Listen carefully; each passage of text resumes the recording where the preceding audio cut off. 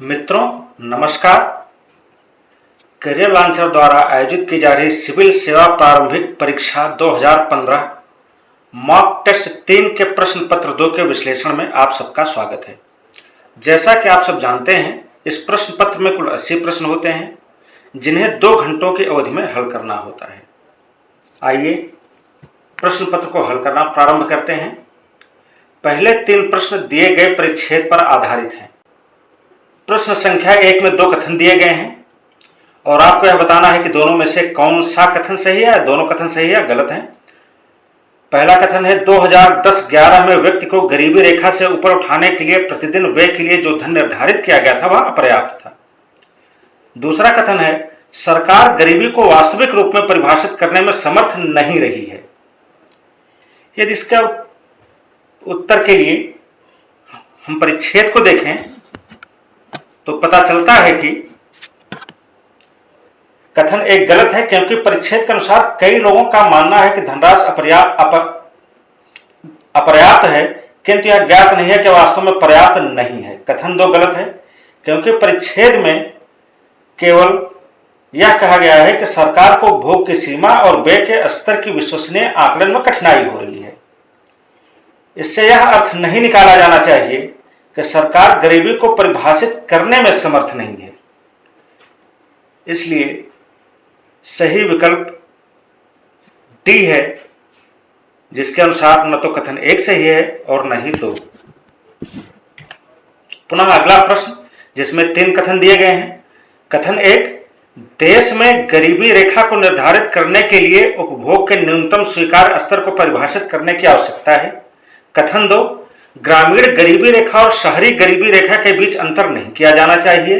कथन 3 तेंदुलकर समिति ने गरीबी का आकलन न्यूनतम कैलोरी उपभोग के आधार पर किया। पूछा गया है कि निम्नलिखित में से किस कथन से या किन कथनों से लेखक सर्वाधिक सहमत है। यदि इस प्रश्न का उत्तर देखने के लिए हम परिच्छेद पर विचार करें तो पता चलता है कि कथन 1 सही है, जो कि इस पंक्ति से निष्कर्षित किया जा सकता है कि राज्य के कार्यक्रमों तक पहुंच प्राप्त करने वालों की सीमित संख्या निर्धारित करने के बजाय यह परिभाषित किया जाना चाहिए कि वर्तमान ऐतिहासिक और सामाजिक संदर्भ में किसी उपभोग व्यय का न्यूनतम स्वीकार्य स्तर माना जाए। कथन 2 गलत है, क्योंकि परिच्छेद में यह नहीं कहा गया है कि दोनों गरीबी रेखा में अंतर किया जाना चाहिए। इसी प्रकार कथन 3 भी गलत है, क्योंकि परिच्छेद में कहा गया है कि लकड़ावाला समिति द्वारा निर्धारित की गई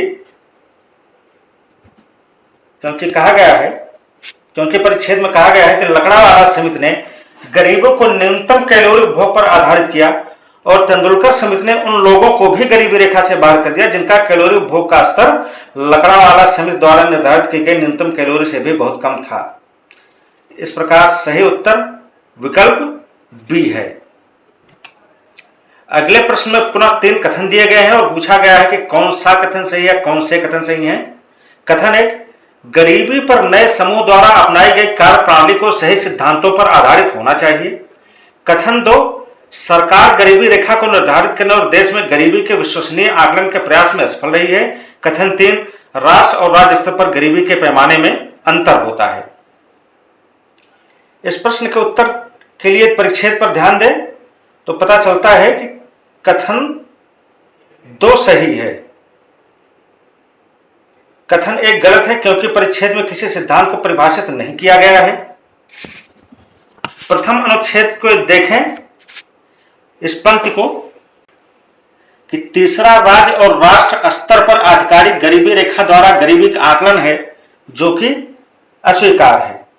इस कथन से, इस पंक्ति से कथन 3 प्रत्यक्षता निष्कर्षित नहीं किया जा सकता है। पुनः कथन 2 के संदर्भ में देखें कि अंतिम अनुच्छेद में देशव्याप्त गरीबी का आकलन करने के लिए और गरीबी रेखा को परिभाषित करने के लिए एक समुचित पद्धति प्रस्तुत करने का प्रयास करता है, इसलिए कथन 2 सही है। अतः प्रश्न का सही उत्तर विकल्प बी है, केवल कथन 2 सही है। अगला प्रश्न गणित पर आधारित है कि त्रिभुज ABC की भुजा BC का आधार के रूप में उपयोग कर एक दूसरे त्रिभुज BCD का निर्माण किया जाता है इस प्रकार से कि त्रिभुज BAC बराबर,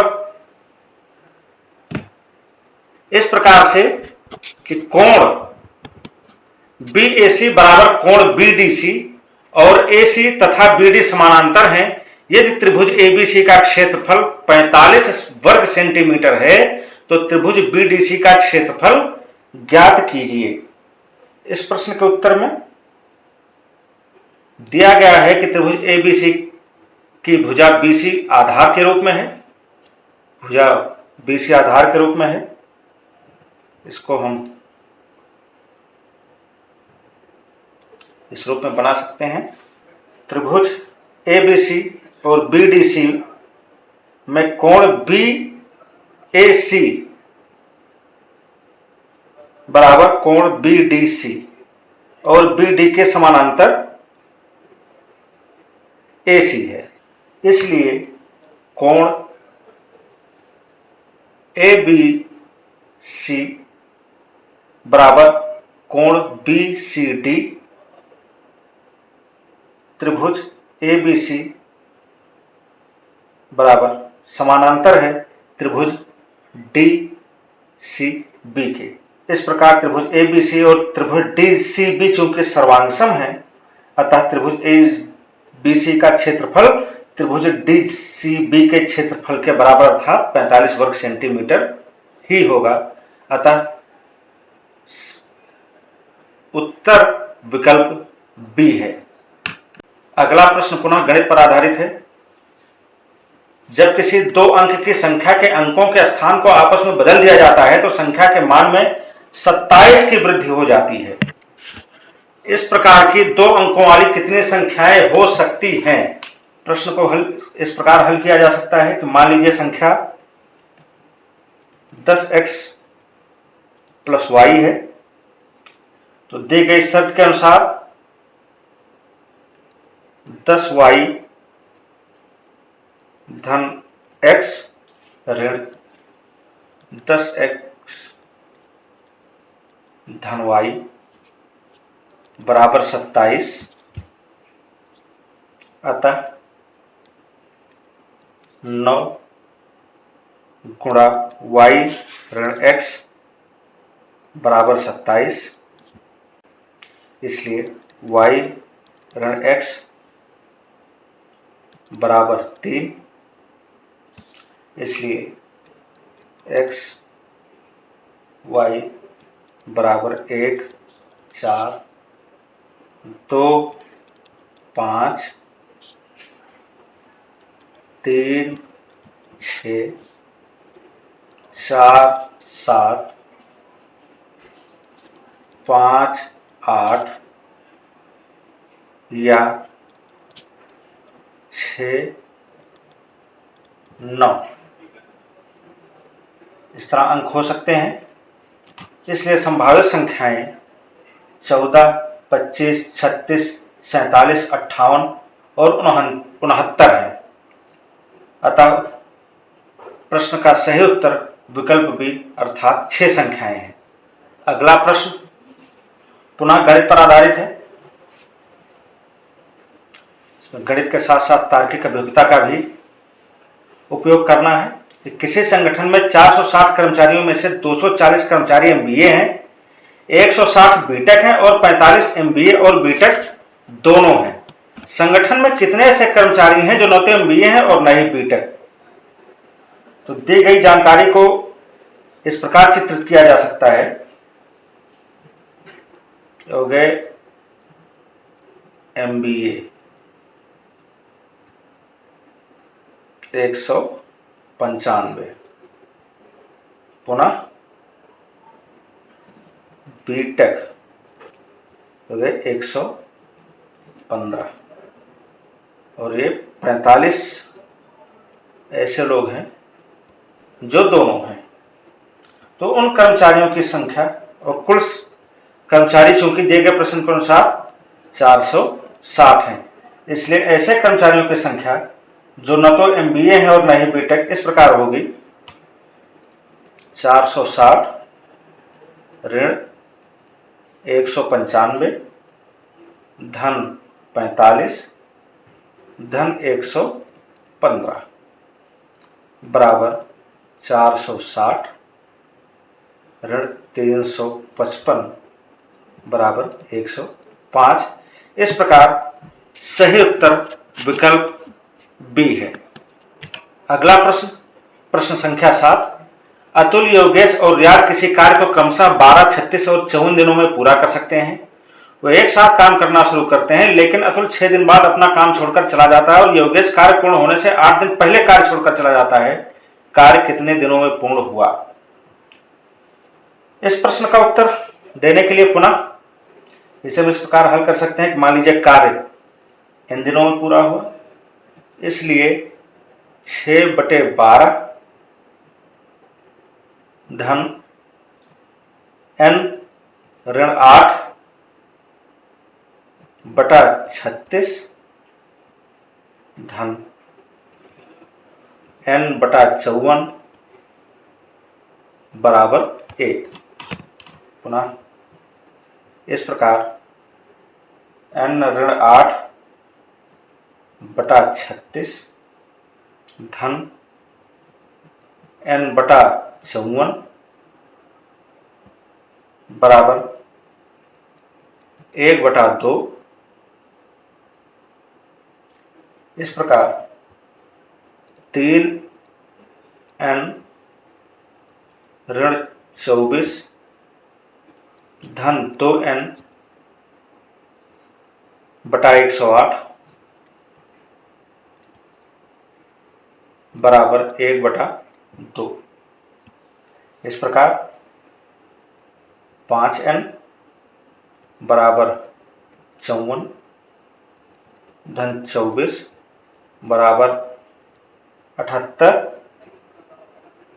इस प्रकार n बराबर 15 से ही 3/5, 15 से ही 3/5 दिन में पूरा हुआ, इसलिए सही उत्तर विकल्प डी है। अगला प्रश्न, प्रश्न संख्या 8।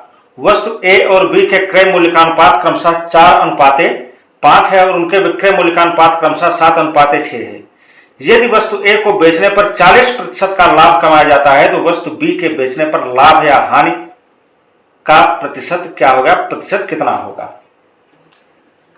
तो इस प्रश्न को हल करने के लिए मान लीजिए कि वस्तु ए का क्रय मूल्य और वस्तु बी का विक्रय मूल्य क्रमशः 20x और 25x है।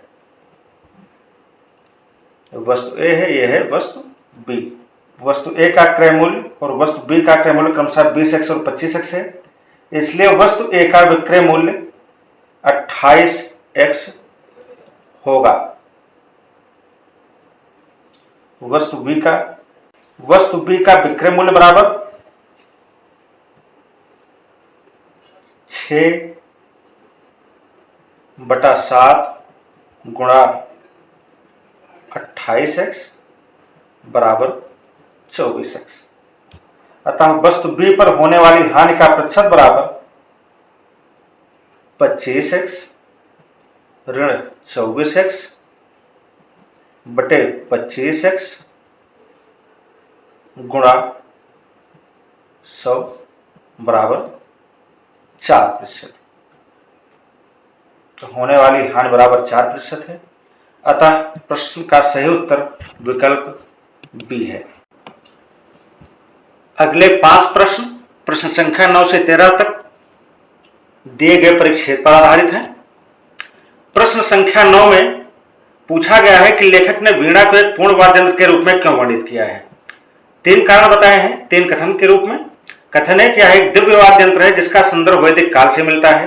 कथन 2, यह संगीत का पर्याय है। कथन 3, यह शास्त्रीय संगीत के सभी बुनियादी घटक प्रदान करता है। आपको यह बताना है कि कोई एक कथन सही है या एक से अधिक कथन सही है। इस प्रश्न के उत्तर में यदि हम परिच्छेद के पहले अनुच्छेद को देखें, दूसरी पंक्ति को, कि 4 वाद्य तार और 3 गौण तार मिलकर वीणा को शास्त्रीय संगीत के सभी बुनियादी घटक, श्रुति और लय प्रदान करते हैं, और वह भी एक ही वाद्य यंत्र में। इससे पता चलता है कि विकल्प सी सही उत्तर है, अर्थात केवल कथन 3 सही है। कथन 1 और 2 तथ्यात्मक रूप से सही होने पर भी वे इस कारण को स्पष्ट नहीं करते हैं कि किस लिए वीणा को पूर्ण वाद्य यंत्र के रूप में वर्णित किया है। अतः सही उत्तर केवल कथन 3 है। अगला प्रश्न, 2 कथन दिए गए हैं और बताना है कि दोनों में से कोई एक कथन सही है या दोनों सही है या दोनों सही नहीं है। कथन 1, वीणा की तुलना में गिटार में खूंटियां कम घुमावदार होती हैं। दूसरा कथन, वीणा के तार छोरों पर घुमावदार होते हैं और केवल इस कारण से उसे अद्वितीय वर्णित किया गया है। इस प्रश्न के उत्तर में हम परिच्छेद के दूसरे अनुच्छेद को देखें, जिसमें पंक्ति है कि किसी अन्य वाद्य यंत्र की तुलना में इसमें खूंटियां अधिक घुमावदार होती हैं। इससे पता चलता है कि केवल कथन 1 सही है, इसलिए सही उत्तर विकल्प ए है। कथन 2 इसलिए सही नहीं है कि उसमें केवल शब्द का उपयोग किया गया है, केवल इस कारण से उसे अद्वितीय वर्णित किया गया है। वास्तविकता में कि तार का छोरों पर घुमावदार होना कारणों में से एक कारण है, केवल इसी कारण से नहीं कहा गया है। अगला प्रश्न, प्रश्न संख्या 11, कि परिच्छेद के अनुसार तंजावुर वीणा को दक्षिण भारत का सबसे प्राचीन और श्रद्धेय संगीत वाद्य यंत्र क्यों कहा गया है। 2 कथन दिए गए हैं। कथन 1, तंजावुर वीणा से सभी राग बजाए जा सकते हैं। कथन 2, कर्नाटक संगीत प्रस्तुत करने की शैली का विकास तंजावुर वीणा तकनीक पर आधारित है। इस प्रश्न का सही उत्तर विकल्प डी है, जिसके अनुसार न तो कथन 1 सही है और न ही कथन 2 सही है, क्योंकि परिच्छेद में इस बात का उल्लेख नहीं किया गया है कि इन 2 कारणों से ही तंजावुर वीणा को दक्षिण भारत का सबसे प्राचीन वाद्य यंत्र कहा जाता है। अगला प्रश्न, प्रश्न संख्या 12, कि परिच्छेद के अनुसार निम्नलिखित में से कौन सा कथन सही है। विकल्प ए, तंजावुर वीणा से सभी राग बजाए जा सकते हैं क्योंकि इसकी खूंटियों को समायोजित किया जा सकता है। विकल्प बी, वीणा, बांसुरी और मृदंगम के अलावा किसी भी अन्य वाद्य का वैदिक काल के दिव्य संगीत वाद्य यंत्र के रूप में उल्लेख नहीं है। विकल्प सी, सर सीवी रमन एक कुशल वीणा वादक थे। विकल्प डी, एस कृष्णा स्वामी द्वारा किए गए मूल्यवान कार्य के कारण रघुनाथ नायक को तंजावुर वीणा का जनक माना जाता है। इस प्रश्न के उत्तर में पुनः हम परिच्छेद के पहले अनुच्छेद को देखें कि 4 वाद्य तार और 3 गौण तार मिलकर वीणा को शास्त्रीय संगीत के सभी बुनियादी घटक, श्रुति और लय प्रदान करते हैं, और वह भी एक ही वाद्य यंत्र में। इससे पता चलता है कि विकल्प ए सही उत्तर है। पुनः यदि हम देखें कि किसी अन्य वाद्य यंत्र की तुलना में इसमें खूंटियां अधिक घुमावदार होती हैं, तो इससे हमें पता चलता है कि विकल्प ए सही उत्तर है। विकल्प बी, सी और डी गलत हैं, क्योंकि इस बात का उल्लेख नहीं किया गया है कि कोई अन्य वाद्य वैदिक काल में दिव्य वाद्य यंत्र नहीं था। यह भी नहीं कहा गया कि सर सीवी रमन एक कुशल वीणा वादक थे, और यह भी नहीं कहा गया है कि कृष्णा स्वामी द्वारा किए गए कार्य के कारण ही रघुनाथ नायक को तंजावुर वीणा का जनक माना जाता है। अगला प्रश्न, जो कि परिच्छेद पर आधारित अंतिम प्रश्न है, कि परिच्छेद के अंतिम 2 अनुच्छेदों का मुख्य उद्देश्य क्या है। विकल्प एक, यह वर्णन करना कि तंजावुर वीणा को भौगोलिक उपदर्शन के रूप में मान्यता मिली है। विकल्प बी, तंजावुर वीणा बनाने की प्रक्रिया का वर्णन करना। विकल्प सी, तंजावुर वीणा की अद्वितीयता और विशेषताओं का वर्णन करना। विकल्प डी, तंजावुर वीणा के इतिहास का वर्णन करना। इस प्रश्न के उत्तर के लिए अंतिम 2 अनुच्छेद को देखें तो पता चलता है कि विकल्प एक गलत है, क्योंकि भौगोलिक उपदर्शन के रूप में मान्यता मिलने के कारणों का उल्लेख नहीं किया गया है। विकल्प बी गलत है, क्योंकि वीणा बनाने की प्रक्रिया का उल्लेख नहीं किया गया है। विकल्प डी तथ्यात्मक रूप से सही होने पर भी यह गलत है, क्योंकि तीसरे अनुच्छेद में वीणा की विशेषताओं जैसे कर्नाटक संगीत का विकास आदि पर जोर दिया गया है। अतः विकल्प सी सही उत्तर है कि तंजावुर बीड़ा की अद्वितीयता और विशेषताओं का वर्णन करना। अगला प्रश्न गणित पर आधारित है कि समान दिशा में जा रही दो ट्रेनों की गति 54 और 81 किलोमीटर प्रति घंटा है। एक 54 किलोमीटर प्रति घंटा की गति से चल रही है, दूसरी 81 किलोमीटर प्रति घंटा की गति से। एक पुलिसकर्मी जो तेज गति वाली ट्रेन में यात्रा कर रहा है, वह धीमी गति से चलने वाली ट्रेन को 50 सेकंड में पार करता है। धीमी गति से चलने वाली ट्रेन की लंबाई कितनी है? इस प्रश्न का उत्तर निश्चित रूप से नहीं दिया जा सकता, क्योंकि यह तो कहा गया है कि तेज गति से चलने वाली ट्रेन पर सवार पुलिसकर्मी धीमी गति वाली ट्रेन को पार करता है, किंतु दोनों ट्रेनों की सापेक्ष स्थिति क्या है यह प्रश्न के अनुसार स्पष्ट नहीं है। अतः विकल्प डी सही उत्तर है। अगला प्रश्न पुनः गणित पर आधारित कि 7 पुरुष और 4 महिलाओं के समूह में कितने प्रकार से 5 सदस्यों वाली ऐसी समिति का गठन किया जा सकता है जिसमें केवल एक महिला हो? इस प्रश्न के उत्तर में इसको इस प्रकार से हल किया जा सकता है कि अपेक्षित तरीके बराबर 7C4 गुणा 4 बराबर 35 गुणा 4 बराबर 140। इस प्रकार सही उत्तर विकल्प बी है। अगले 5 प्रश्न दिए गए परिच्छेद पर आधारित हैं। परिच्छेद को पढ़ने की आवश्यकता नहीं है। हम सीधे प्रश्न पर आते हैं। प्रश्न संख्या 16 कि परिच्छेद के अनुसार भारत में प्रशिक्षण कार्यक्रम को औपचारिक रूप देने और उसे उन्नत करने के निम्नलिखित में से कौन संभावित परिणाम हो सकते हैं? आगे 3 कथन दिए गए परिणामों के रूप में और पूछा गया है कि कौन सा से कथन सही है, यानी एक से अधिक कथन सही है। कथन 1, वर्ष 2030 तक भारत के लिए आवश्यक उच्च शिक्षा प्रणाली की 80% कमी को पूरा करने में सहायता कर सकता है। कथन 2, यह श्रम बल द्वारा किए जाने वाले कई महत्वपूर्ण परिवर्तनों में सहायता कर सकता है। कथन 3, यह कर्मचारियों को प्रशिक्षित करने वाली लागत को कम कर सकता है। इस प्रश्न के उत्तर के लिए यदि हम परिच्छेद को देखें तो पता चलता है कि कथन 1 गलत है, क्योंकि प्रशिक्षण कार्यक्रमों का उद्देश्य उच्च शिक्षा प्रणाली की कमियों को पूरा करना नहीं है।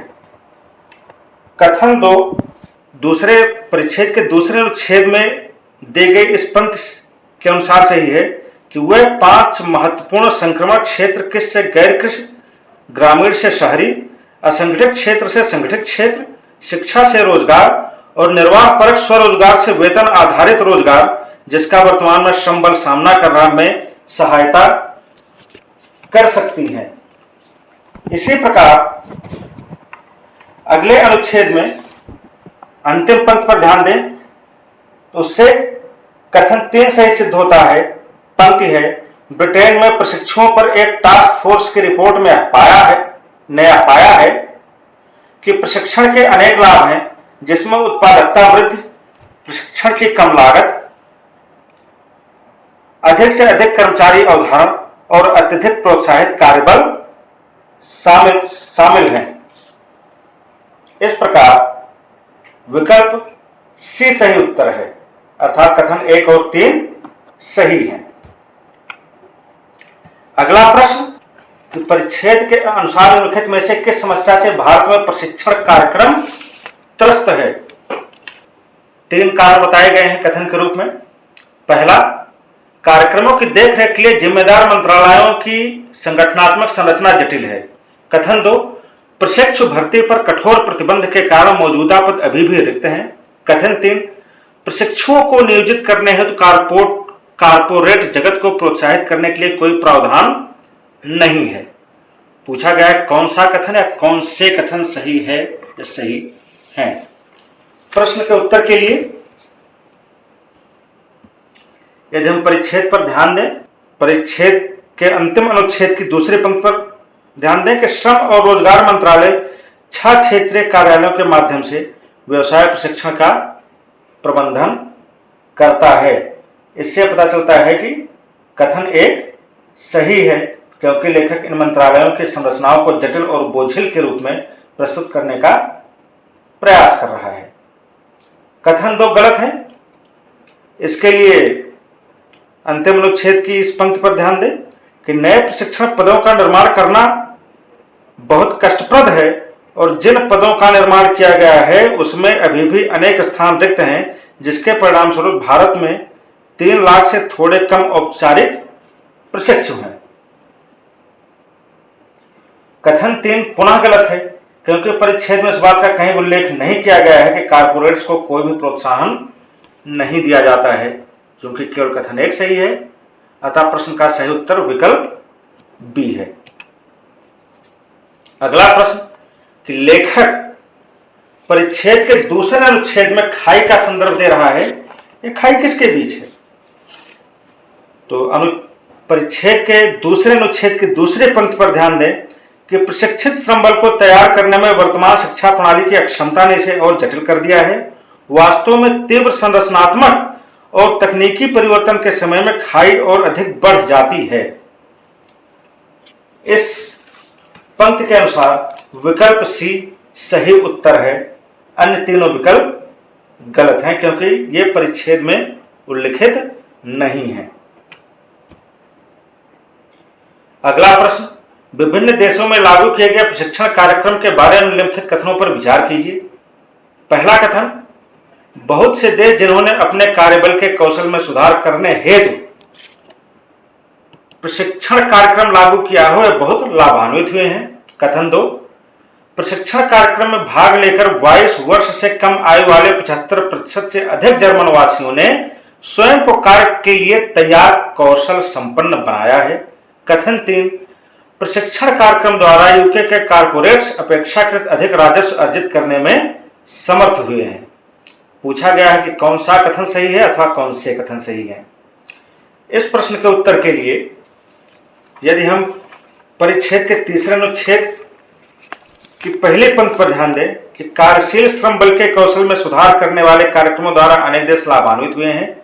जर्मनी के पास प्रसिद्ध दोहरी शिक्षा प्रणाली है, जिसमें व्यावसायिक स्कूलों में कक्षा ऑनलाइन पाठ्यक्रम के साथ कंपनी के कार्यस्थल का अनुभव दोनों सम्मिलित हैं। इसके अनुसार विकल्प ए सही उत्तर है कि केवल कथन 1 सही है।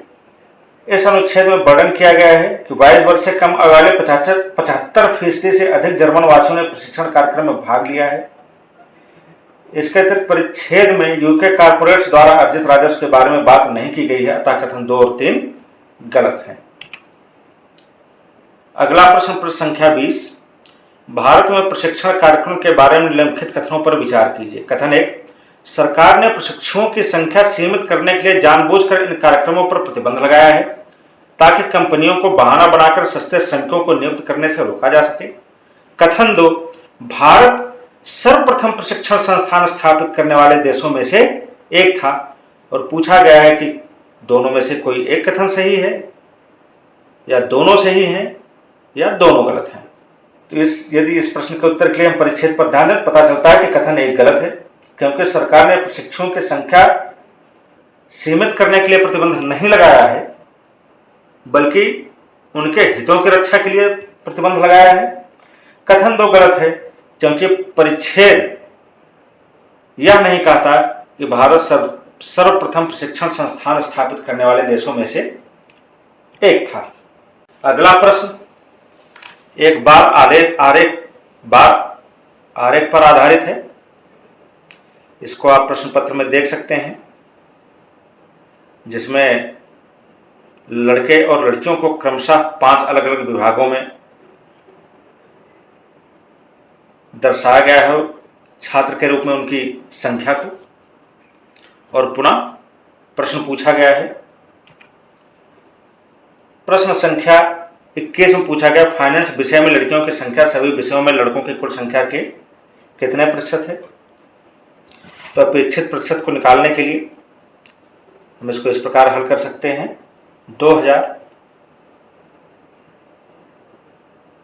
बटे 3250 धन 2750 धन 3500 धन 2250 धन 4250 गुणा 100 बराबर 2000 बटे 16000 गुणा 100 बराबर 12.5। अतः प्रश्न का सही उत्तर विकल्प बी है। अगला प्रश्न पुनः उसी वेन आरेख पर आधारित है कि किस विषय में लड़कियों की संख्या के प्रतिशत के रूप में लड़कों की संख्या अधिकतम है। विपणन या मार्केटिंग में संख्या अधिकतम है और यह इस प्रकार है 3500 ऋण 2500 बटे 2500 गुणा 100 बराबर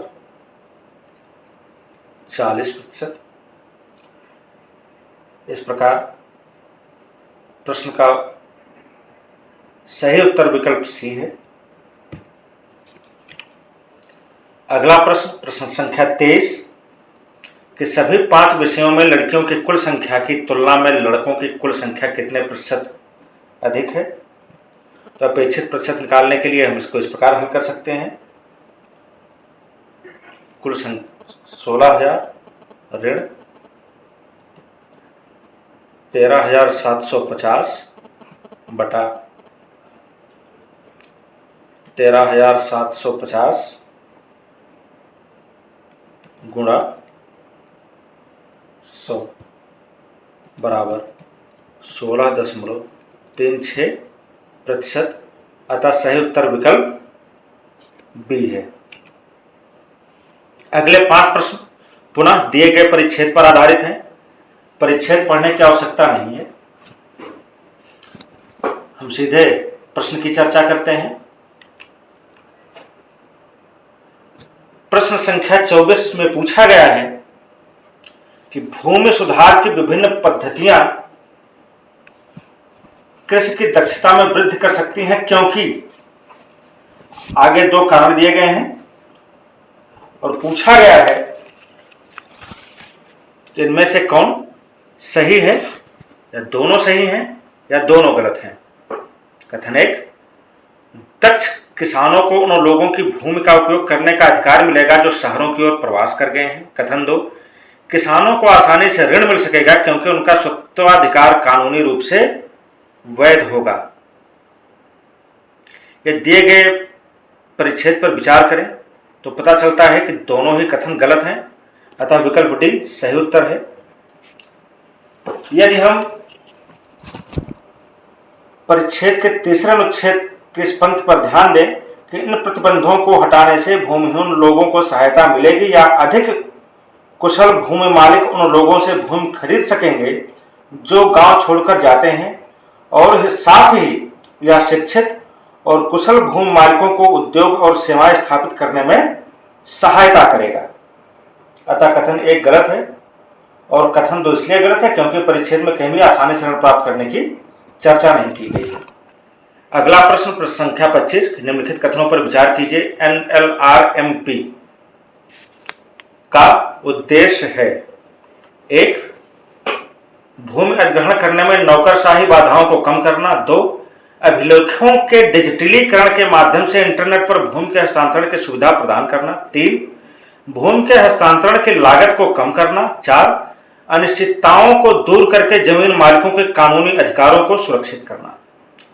प्रश्न पूछा गया परिच्छेद के अनुसार इन कथनों में से कौन से कथन सही हैं। इस प्रश्न के उत्तर के लिए यदि हम देखें तो परिच्छेद के दूसरे अनुच्छेद के अनुसार कथन 1, 3 और 4 सही हैं। कथन 2 है 2 गलत है क्योंकि इंटरनेट द्वारा भूमि के स्थानांतरण की बात परिच्छेद में नहीं की गई है। अतः सही उत्तर विकल्प बी है। अगला प्रश्न संख्या 26, दिए गए परिच्छेद के संदर्भ में लेखक उन नीतियों की चर्चा कर रहा है जो आगे 3 कथन दिए गए हैं। कथन 1, औद्योगिक उत्पादकता को बढ़ावा देंगी। कथन 2, भूमि मालिकों के स्वामित्व अधिकारों को सुदृढ़ करेंगी।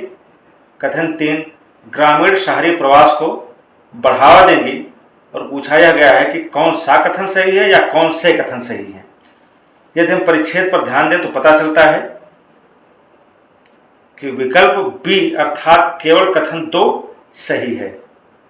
कथन 1 और 3 उन नीतियों के अप्रत्यक्ष परिणाम हैं जिनके बारे में लेखक चर्चा कर रहा है, जबकि कथन 2 परिच्छेद में विचार की गई नीतियों का प्रत्यक्ष परिणाम है। इसलिए विकल्प बी सही उत्तर है। अगला प्रश्न संख्या 27, निम्नलिखित कथनों पर विचार कीजिए। 2 कथन दिए गए हैं, आपको यह बताना है दोनों में से कौन सा सही है, या दोनों सही हैं या दोनों ही गलत हैं। कथन 1, प्रव्रजन करते समय भूस्वामी भूमि का स्वत्वाधिकार देना पसंद नहीं करते हैं क्योंकि लंबी अवधि के लिए पट्टा देने पर उन्हें स्वामित्व को खोने का डर होता है। कथन 2, भूमि पुनः समायोजन योजनाएं निर्माताओं को भूमि मालिकों को उस क्षेत्र में पुनः स्थापित करने की अनुमति देती हैं जहां विकासात्मक कार्यों के कारण भूमि के मूल्य में वृद्धि हुई है। इस प्रश्न के उत्तर के लिए यदि हम परिच्छेद के तीसरे अनुच्छेद के इस पंक्ति को देखें कि भूमि स्वामियों को इस बात का पक्का विश्वास होना चाहिए कि दीर्घावधि या किराएदारी से उनका स्वामित्व समाप्त नहीं होगा। इससे पता चलता है कि कथन 1 गलत है। कथन 2 गलत है क्योंकि इस योजना से भूस्वामियों को दूसरे क्षेत्रों में स्थानांतरित नहीं किया जाएगा, बल्कि उनकी भूमि का कुछ हिस्सा लिया जाएगा ताकि शेष भूमि के मूल्य में वृद्धि हो सके। इसलिए सही उत्तर विकल्प डी है। अगला प्रश्न संख्या 28, निम्नलिखित कथनों पर विचार कीजिए। 3 कथन दिए गए हैं और आपको यह बताना है कि उनमें से कौन सा कथन सही है या कौन से कथन सही है। कथन 1, भूमि सुधारों को लागू करने के लिए केंद्र सरकार को राज्यों को अनिवार्यतः निर्देशित करना चाहिए। कथन 2, आर्थिक वृद्धि की आवश्यकता के लिए विकास कार्यों हेतु विस्थापित लोगों के अधिकारों को सरकार को प्राथमिकता देनी चाहिए। कथन 3, भूमि सुधार एक गतिशील प्रक्रिया है और अनुभवों के आधार पर किए गए उपायों में संशोधन किया जाना चाहिए। इस प्रश्न के उत्तर के लिए यदि हम परिच्छेद के चौथे अनुच्छेद पर ध्यान दें, उसके इस पंक्ति पर विचार करें कि आर्थिक वृद्धि की आवश्यकता और विस्थापित व्यक्ति को होने वाली हानि के बीच एक संतुलन बनाना होगा, तो इससे पता चलता है कि कथन 2 गलत है। इसी प्रकार कथन 1 भी गलत है क्योंकि परिच्छेद में इसका उल्लेख नहीं किया गया है। यद्यपि चौथे और 5वें अनुच्छेद की अंतिम पंक्ति के अनुसार कथन 3 सही है, इसलिए प्रश्न का सही उत्तर विकल्प बी है। अगले 4 प्रश्न एक तालिका में दी गई सूचनाओं पर आधारित हैं, जो कि आपके सामने होंगे या आपके प्रश्न पत्र में तालिका बनी हुई है, जिस पर अलग से विचार करने की या उसका उल्लेख करने की आवश्यकता नहीं है। हम सीधे प्रश्न पर आते हैं। प्रश्न संख्या 29, कि दी गई अवधि के दौरान उत्पाद बी के लिए उत्पादित किए गए पुर्जों और उत्पाद टी के उत्पादित किए गए पुर्जों के औसत के बीच निरपेक्ष अंतर कितना है। इस प्रश्न के उत्तर के लिए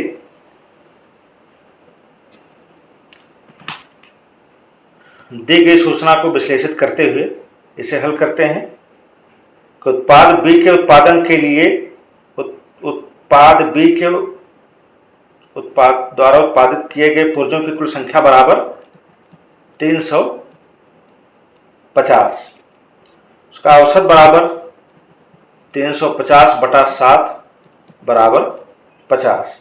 इसी प्रकार उत्पाद डी द्वारा उत्पादित किए गए पुर्जों की कुल संख्या बराबर 280, इसलिए औसत बराबर 280 बटा 7 बराबर 40। अतः अपेक्षित अंतर बराबर 50 ऋण 40 बराबर 10। इसलिए प्रश्न का सही उत्तर विकल्प सी है। प्रश्न संख्या 30 कि किस अवधि में सभी उत्पादों के उत्पादित किए गए पुर्जों की कुल संख्या न्यूनतम थी। यदि हम तालिका पर ध्यान दें तो पता चलता है कि यह चौथे दिन न्यूनतम थी। चौथे दिन यह संख्या न्यूनतम थी जो कि 280 थी। इसी प्रकार अगला प्रश्न कि दी गई अवधि के दौरान किन दो उत्पादों के उत्पादित किए गए पुर्जों की संख्या समान थी।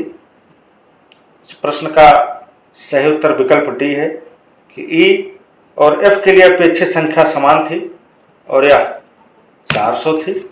अगला प्रश्न कि प्रश्न संख्या 32 कि दी गई अवधि के दौरान कितने उत्पादों के उत्पादित किए गए पुर्जों की संख्या की माध्यिका 50 से अधिक नहीं थी।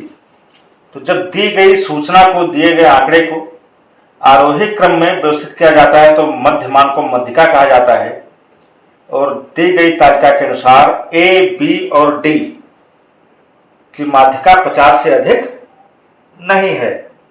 अतः प्रश्न का सही उत्तर विकल्प सी है।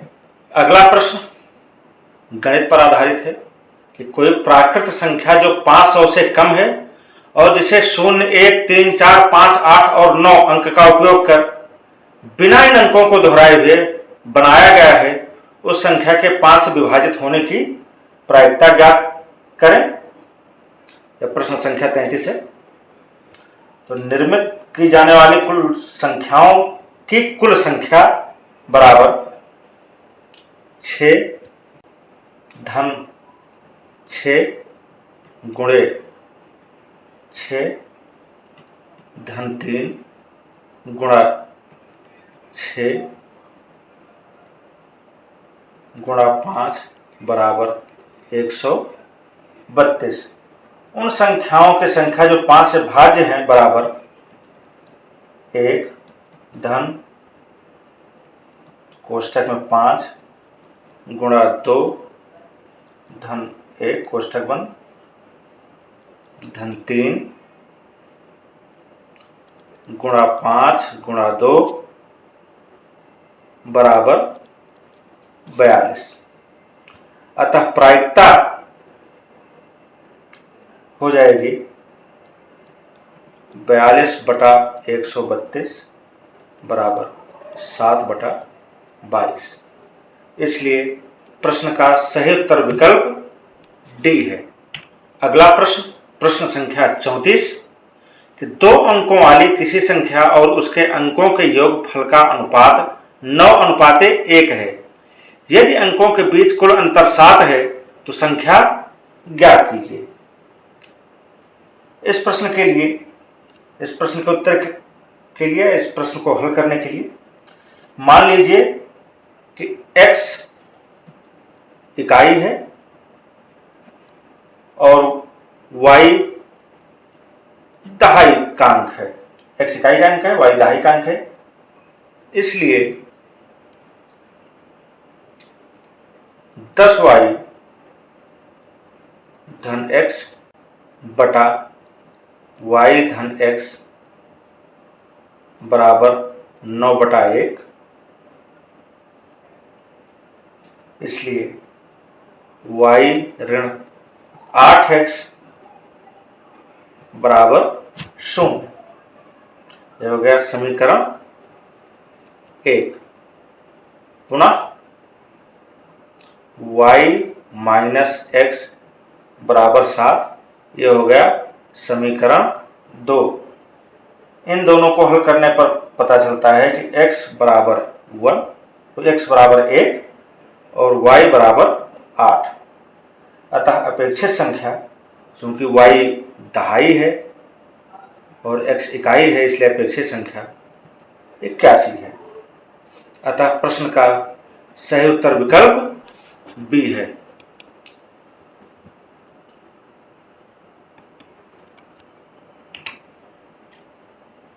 अगला प्रश्न संख्या 35 पुनः गणित पर आधारित है कि दो पाइप P1 और P2 किसी टंकी को क्रमशः 15 मिनट और 20 मिनट में भरते हैं। यदि किसी खाली टैंक में दोनों को एक साथ खोल दिया जाए तो टैंक को 12 मिनट में पूरा भरने के लिए कितने समय बाद पाइप P1 को बंद किया जाना चाहिए। इस प्रश्न को हल करने के लिए कि मान लेते हैं अपेक्षित समय n मिनट है, इसलिए 12 ऋण n कोष्ठक में बटे 15 बराबर 1 ऋण 3/5, इसलिए 12 ऋण n बटा 15 बराबर 2/5, इसलिए 12 ऋण n बराबर 6। अतः n बराबर 6। इस प्रकार प्रश्न का सही उत्तर विकल्प बी है। अगला प्रश्न, किसी शताब्दी का अंतिम दिन निम्नलिखित में से कौन हो सकता है। इस प्रश्न को इस प्रकार हल किया जा सकता है कि कोई शताब्दी वर्ष अधिवर्ष तभी हो सकता है जब वह 400 से भाज्य हो। इसलिए प्रथम 100 वर्षों में विषम दिनों की संख्या बराबर 100 धन 24, अर्थात 5। प्रथम 200 वर्षों में विषम दिनों की संख्या बराबर, इसे गलत काट दिया है, इसे पुनः ध्यान दें, 100 धन 24 अर्थात 5। प्रथम 200 वर्षों में विषम दिनों की संख्या बराबर 200 धन 48 अर्थात 3। प्रथम 300 वर्षों में विषम दिनों की संख्या 300 प्लस 72 अर्थात 1। तो प्रथम 400 वर्षों में विषम दिनों की संख्या 400 धन 97 अर्थात 0। अगले 400 वर्षों के लिए समान पैटर्न पुनरावृत्त होगा, इसलिए शताब्दी वर्ष या तो शुक्रवार या बुधवार या फिर सोमवार या फिर रविवार से समाप्त हो सकता है। अतः सही उत्तर विकल्प ए है। अगले 5 प्रश्न पुनः दिए गए परिच्छेद पर आधारित हैं। परिच्छेद को पढ़ने की आवश्यकता नहीं है, हम सीधे प्रश्न की चर्चा करते हैं। प्रश्न संख्या 37, हमने दक्षिण एशिया में जल प्रबंधन हेतु भूमि केंद्रित दृष्टिकोण को अपनाना जारी क्यों रखा है। 3 कथन दिए गए हैं। कथन 1, दक्षिण एशिया में व्याप्त गरीबी को कम करने और विकास को बढ़ावा देने के लिए राज्य को भूमि आधारित विकास को प्राथमिकता देने की आवश्यकता है। कथन 2, शिक्षा प्रणाली जल के सामाजिक अभिप्राय पर ध्यान नहीं देती है। कथन 3, उपनिवेशवादी मानसिकता जो जल की अपेक्षा भूमि को प्राथमिकता देती है दक्षिण एशिया में अभी भी प्रचलित है। प्रश्न यह है कि कौन सा कथन सही या कौन से कथन सही हैं। इस प्रश्न का उत्तर के लिए यदि हम परिच्छेद पर विचार करें तो पता चलता है कथन 1 गलत है, क्योंकि परिच्छेद में गरीबी के बारे में बात नहीं की गई है। कथन 2 सही है परिच्छेद के दूसरे अनुच्छेद के अनुसार, जबकि परिच्छेद के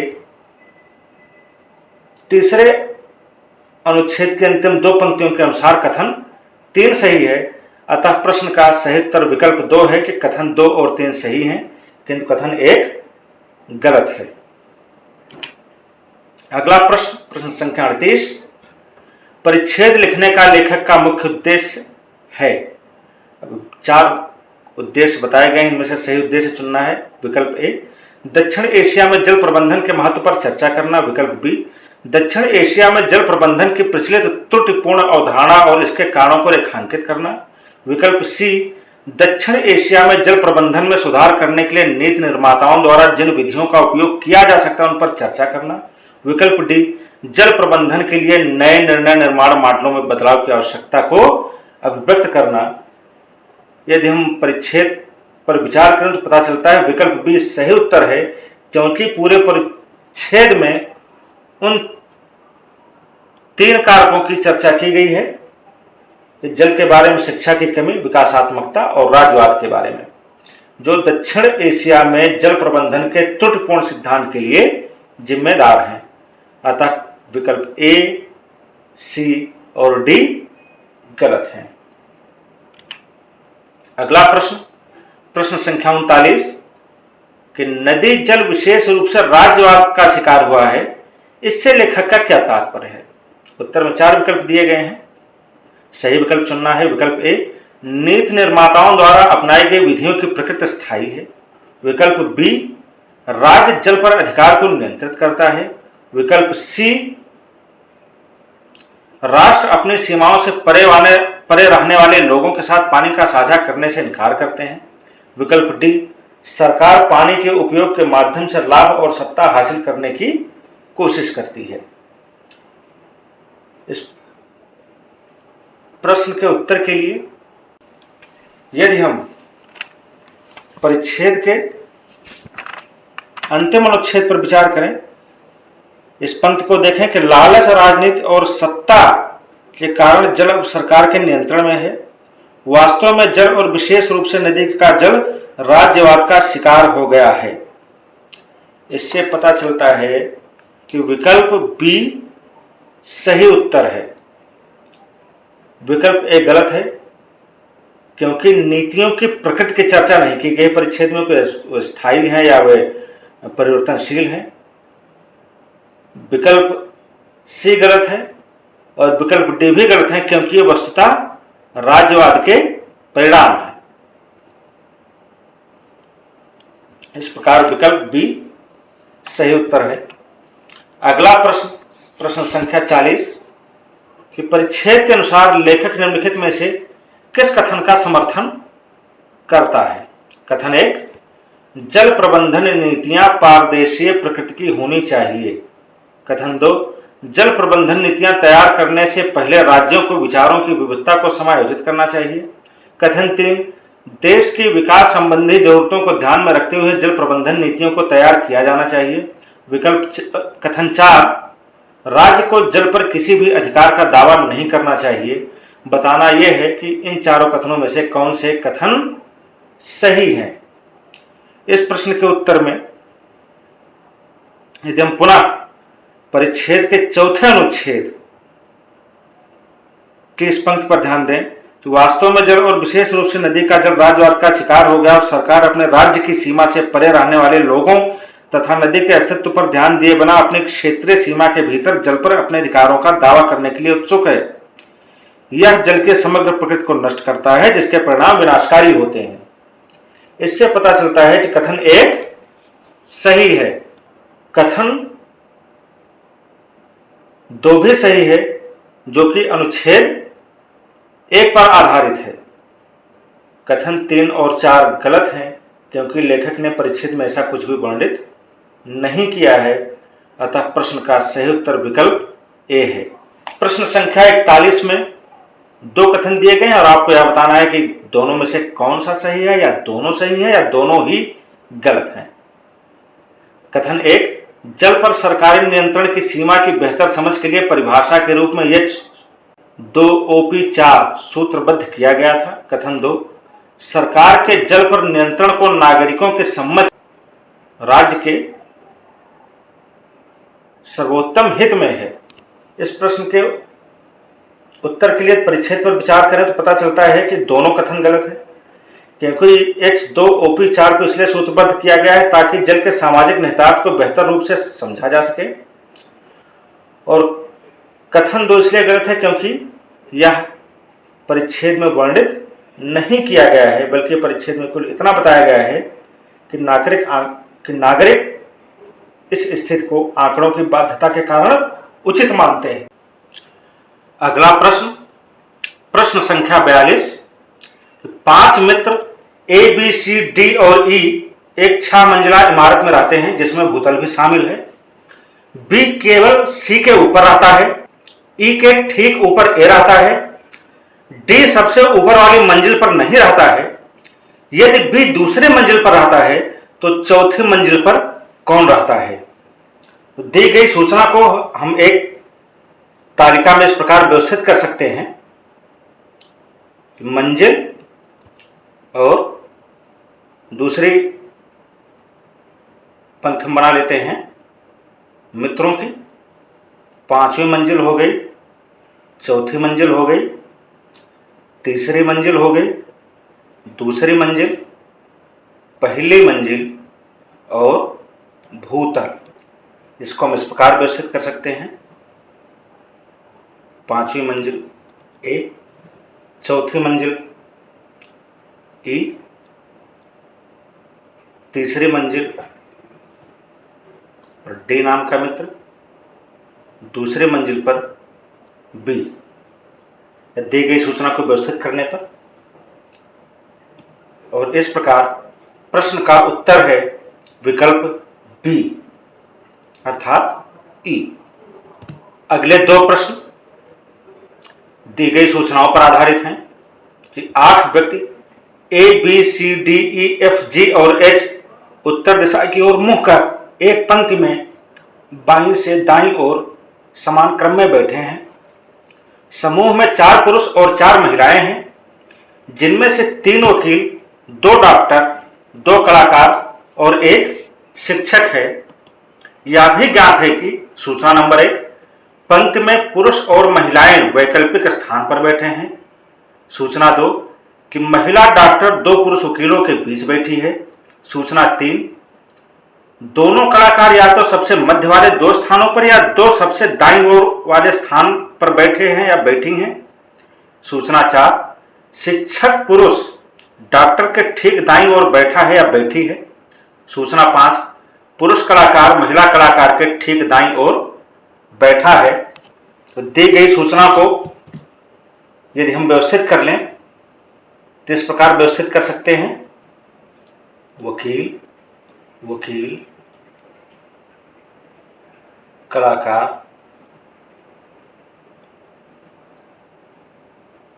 डॉक्टर,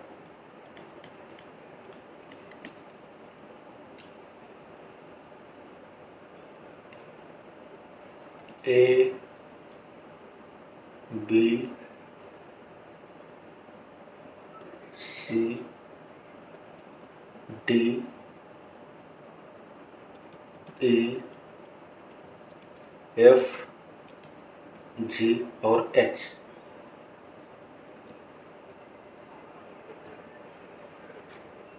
पुरुष, पुरुष,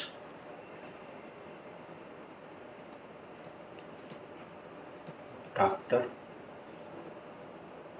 पुरुष और पुरुष,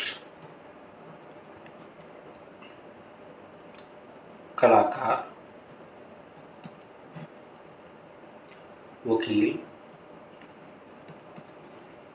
और शिक्षक। इनको एक अन्य प्रकार से व्यवस्थित किया जा सकता है: डॉक्टर, वकील, वकील, कलाकार,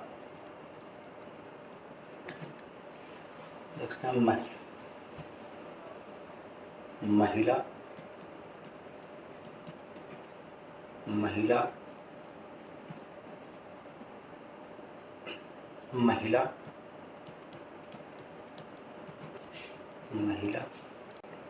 ए B C D E F G H.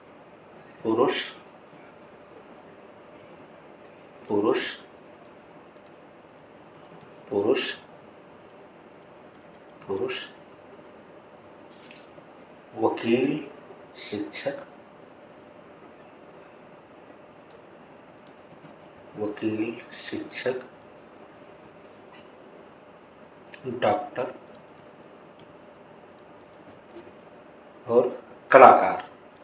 अब यदि इस सूचना को विश्लेषित कर लें तो प्रश्न संख्या 43 का उत्तर और 44 का उत्तर दिया जा सकता है। प्रश्न संख्या 43 में पूछा गया है कि निम्नलिखित में से कौन सा व्यक्ति पुरुष डॉक्टर हो सकता है।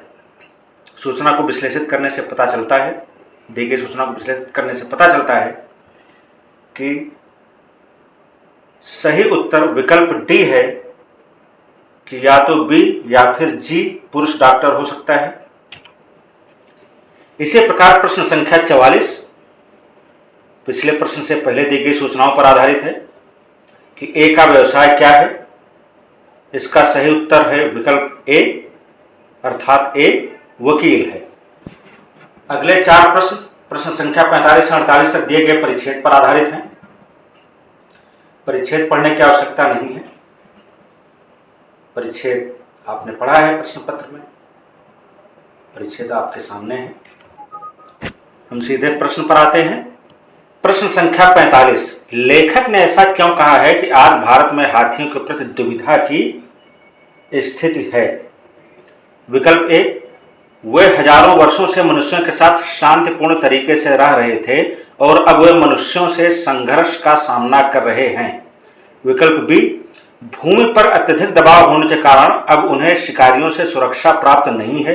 विकल्प सी, भारत में उनका अस्तित्व हजारों वर्षों से है लेकिन अब उनके अधिवास के विनाश के कारण उनका जीवन संकट में है। विकल्प डी, प्राचीन काल में उन्हें राजाओं द्वारा उच्च दर्जा दिया गया था लेकिन अब ऐसा नहीं है। यदि इस प्रश्न के उत्तर के लिए हम परिच्छेद का पर ध्यान दें तो पता चलता है कि विकल्प एक गलत है, क्योंकि पहले अनुच्छेद में वर्णन किया गया है कि हमारे आसपास रहने वाले दीर्घकाय जानवरों से हमारा संघर्ष नया नहीं है। विकल्प भी गलत है क्योंकि लेखक ने इस विकल्प में कही गई बात का उल्लेख नहीं किया है।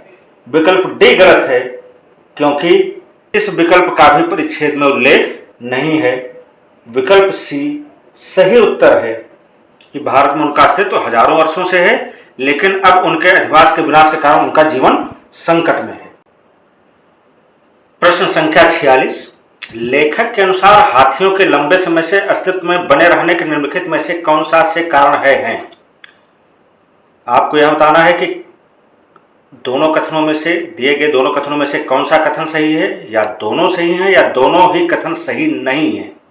कथन 1, मद्रास प्रेसिडेंसी ने 1873 में हाथियों को मारने पर प्रतिबंध लगाया था जिसे बाद में ब्रिटिश भारत द्वारा भी लागू किया गया।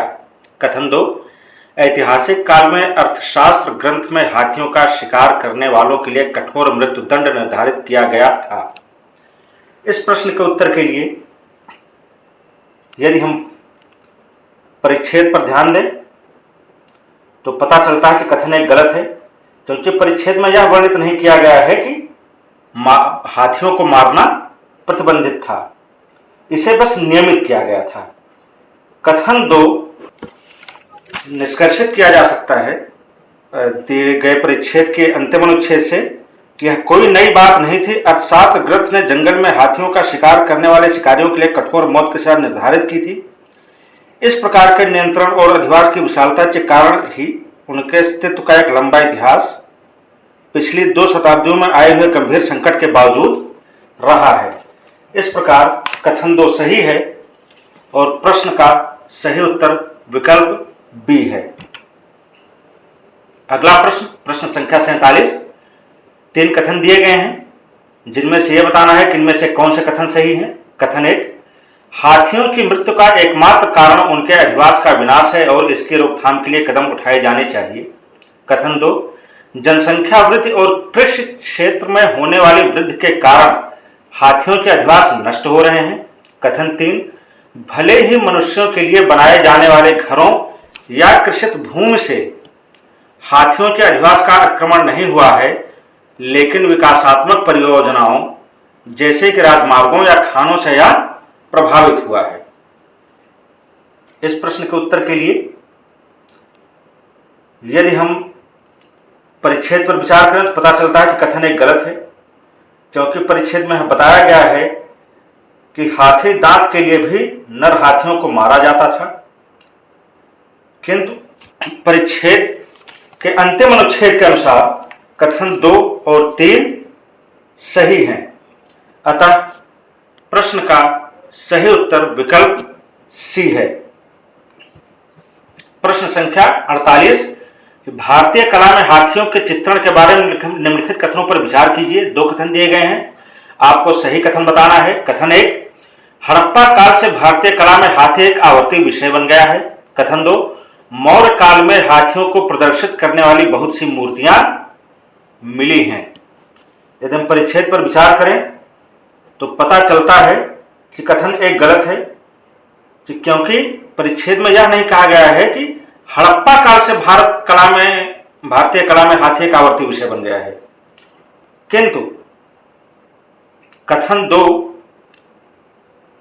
दूसरे अनुच्छेद की इस पंक्ति से निष्कर्षित किया जा सकता है कि यद्यप भारतीय कला में हाथी का पहली बार चित्रण प्रसिद्ध हड़प्पा मोहरों में 2300 ईसा पूर्व किया गया, मौर्य साम्राज्य के दौरान 300 से 200 ईसा पूर्व की मूर्तियों, विशेष रूप से बौद्ध स्थलों पर में हाथी का चित्रण प्रमुख रूप से शुरू किया गया।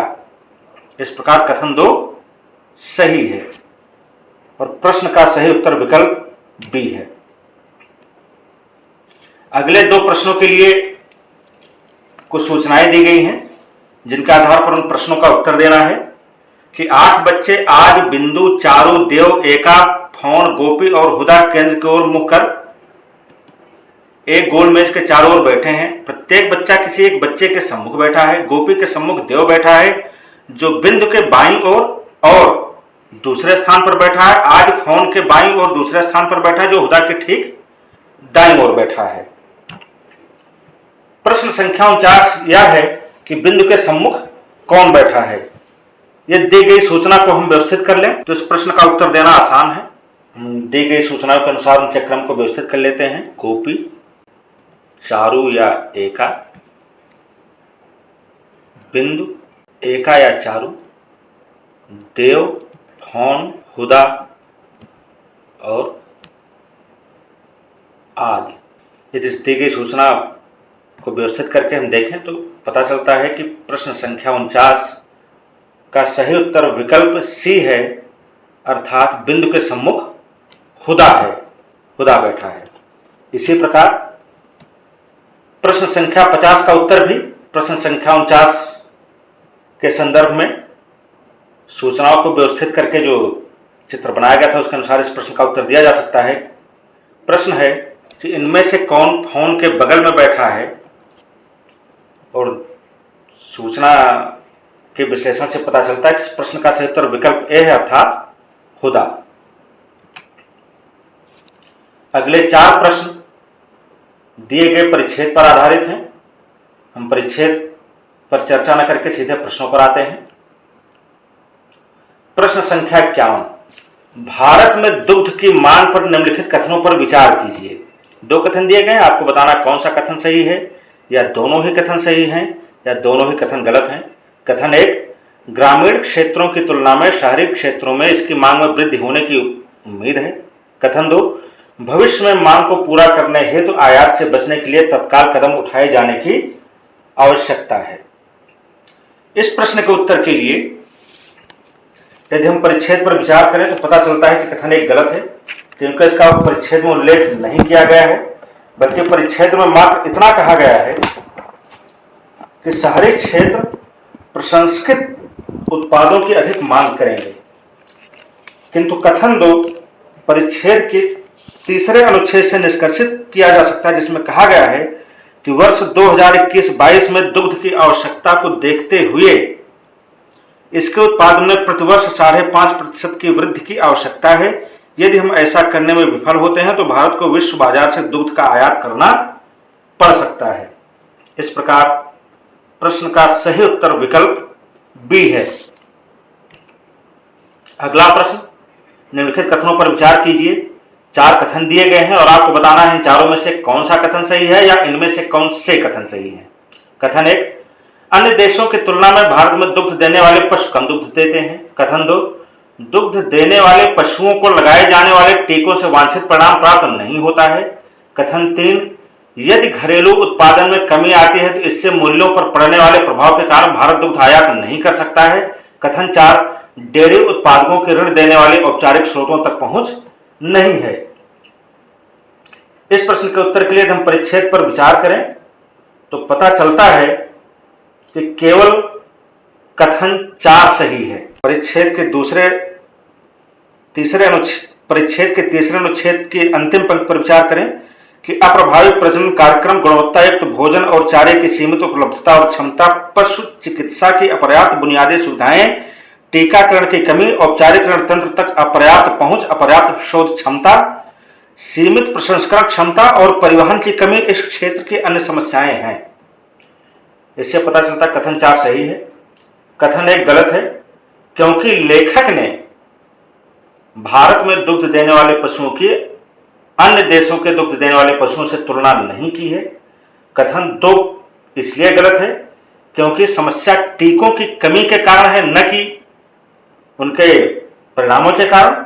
कथन 3 इसलिए गलत है क्योंकि परिच्छेद में यह नहीं कहा गया है कि आवश्यकता होने पर भारत आयात पर आश्रित नहीं हो सकता है, बल्कि इसमें केवल भारत द्वारा आयात करने पर कीमतों पर पड़ने वाले प्रभाव की बात की गई है। इसलिए प्रश्न का सही उत्तर विकल्प सी है। अगला प्रश्न, प्रश्न संख्या 53 कि परिच्छेद के संदर्भ में निम्नलिखित में से कौन सा कथन सही है। विकल्प ए, अन्य विकासशील देशों की तुलना में भारत में दुग्ध उत्पादन अधिक है। विकल्प बी, अन्य विकासशील देशों की तुलना में भारत में दुग्ध की मांग अधिक है। विकल्प सी, अन्य विकासशील देशों की तुलना में भारत में दुग्ध की आपूर्ति अधिक है। विकल्प डी, उपर्युक्त में से कोई नहीं।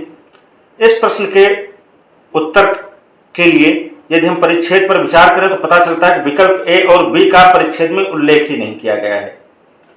पहले अनुच्छेद में दूध की प्रतिबद्ध उपलब्धता के बारे में बात की गई है और अभी विकासशील देशों की तुलना में, न कि दूध के उत्पादन के बारे में।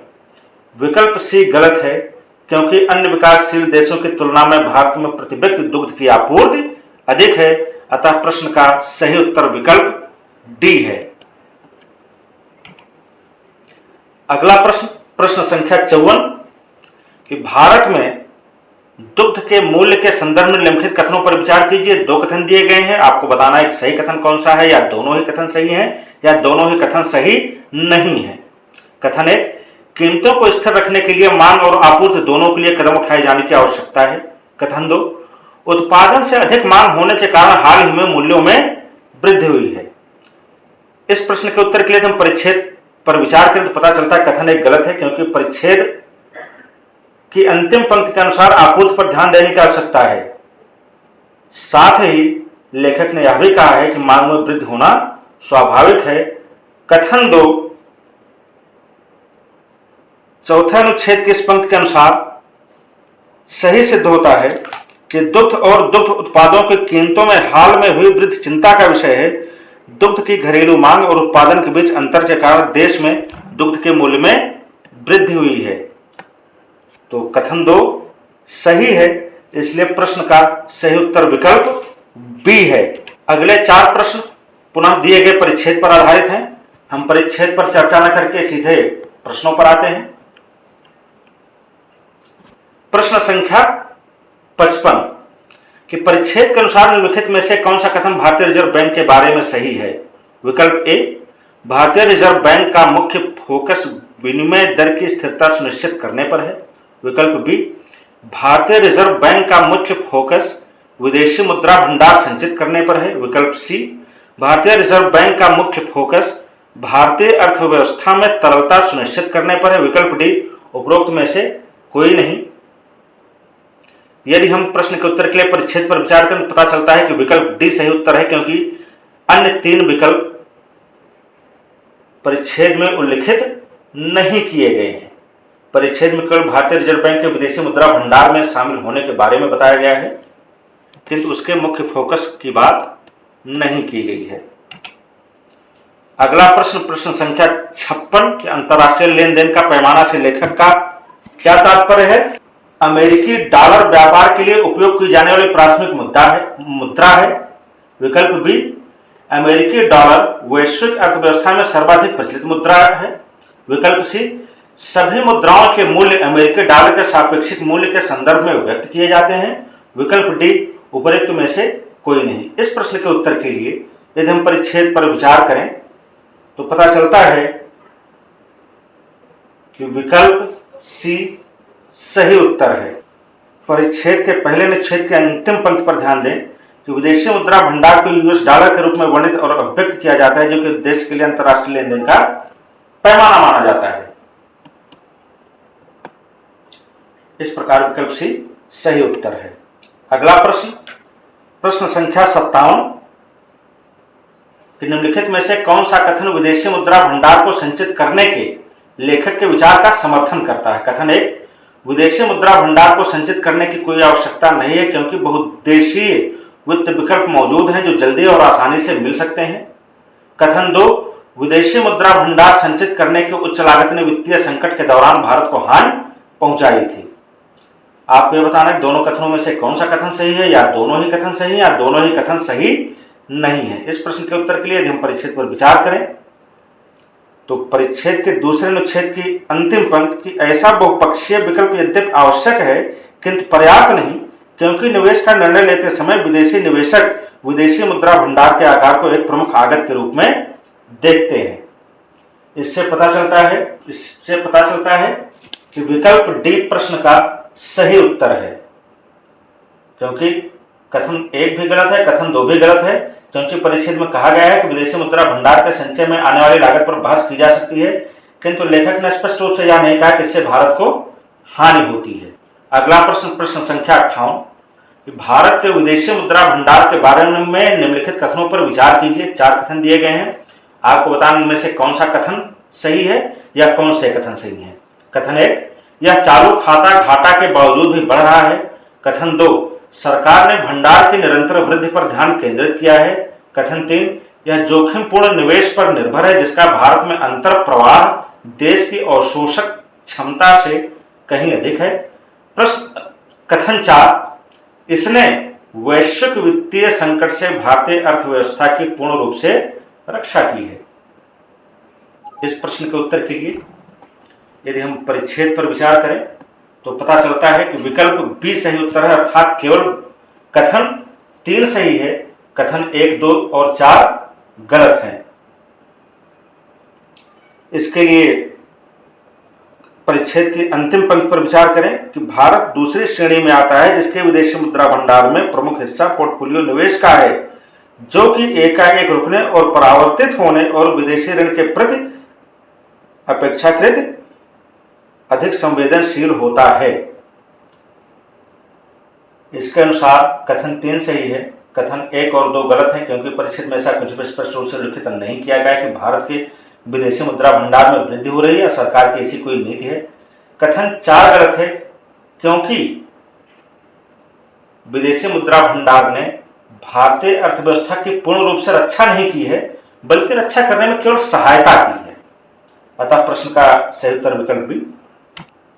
अगले 4 प्रश्न पुनः दिए गए परिच्छेद पर आधारित हैं। परिच्छेद पर चर्चा न करके हम सीधे प्रश्नों पर चर्चा करते हैं। प्रश्न संख्या 59, परिच्छेद का मुख्य विषय क्या है? परिच्छेद में जल भागीदारी पर विभिन्न अंतर्राष्ट्रीय कानूनों पर चर्चा की गई है। विकल्प बी, परिच्छेद में जल भागीदारी पर भारत के दृष्टिकोण में परिवर्तन की आवश्यकता पर चर्चा की गई है। विकल्प सी, परिच्छेद में अंतर्राष्ट्रीय स्तर पर जल भागीदारी हेतु वर्तमान दृष्टिकोण में कमियों पर चर्चा की गई है। विकल्प डी, परिच्छेद में जल भागीदारी की कार्यप्रणाली पर चर्चा की गई है। इस प्रश्न के उत्तर के लिए यदि हम परिच्छेद पर विचार करें तो पता चलता है कि विकल्प सी सही उत्तर है क्योंकि पूरे परिच्छेद में जल भागीदारी पर वर्तमान दृष्टिकोण की कमियों पर चर्चा की गई है।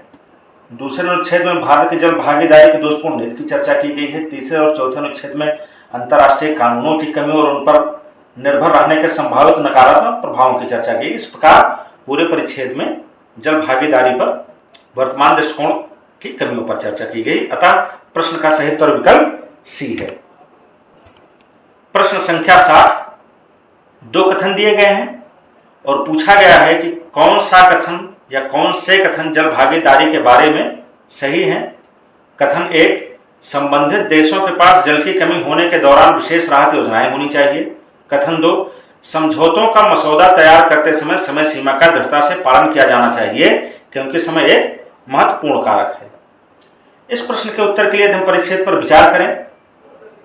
परिच्छेद के दूसरे अनुच्छेद के अंतिम पंक्ति, जबकि वर्तमान में जल उपलब्ध है, यद्यपि मौसमी संकट उत्पन्न हो जाता है, बढ़ती आबादी, नगरीकरण और कृषि क्षेत्र की मांगों और जलवायु परिवर्तन के परिणाम स्वरूप आने वाले वर्षों में जल संकट उत्पन्न हो सकता है। अतः क्षेत्र के देशों को सर्व स्वीकार हद तक पहुंचने की तत्काल आवश्यकता है।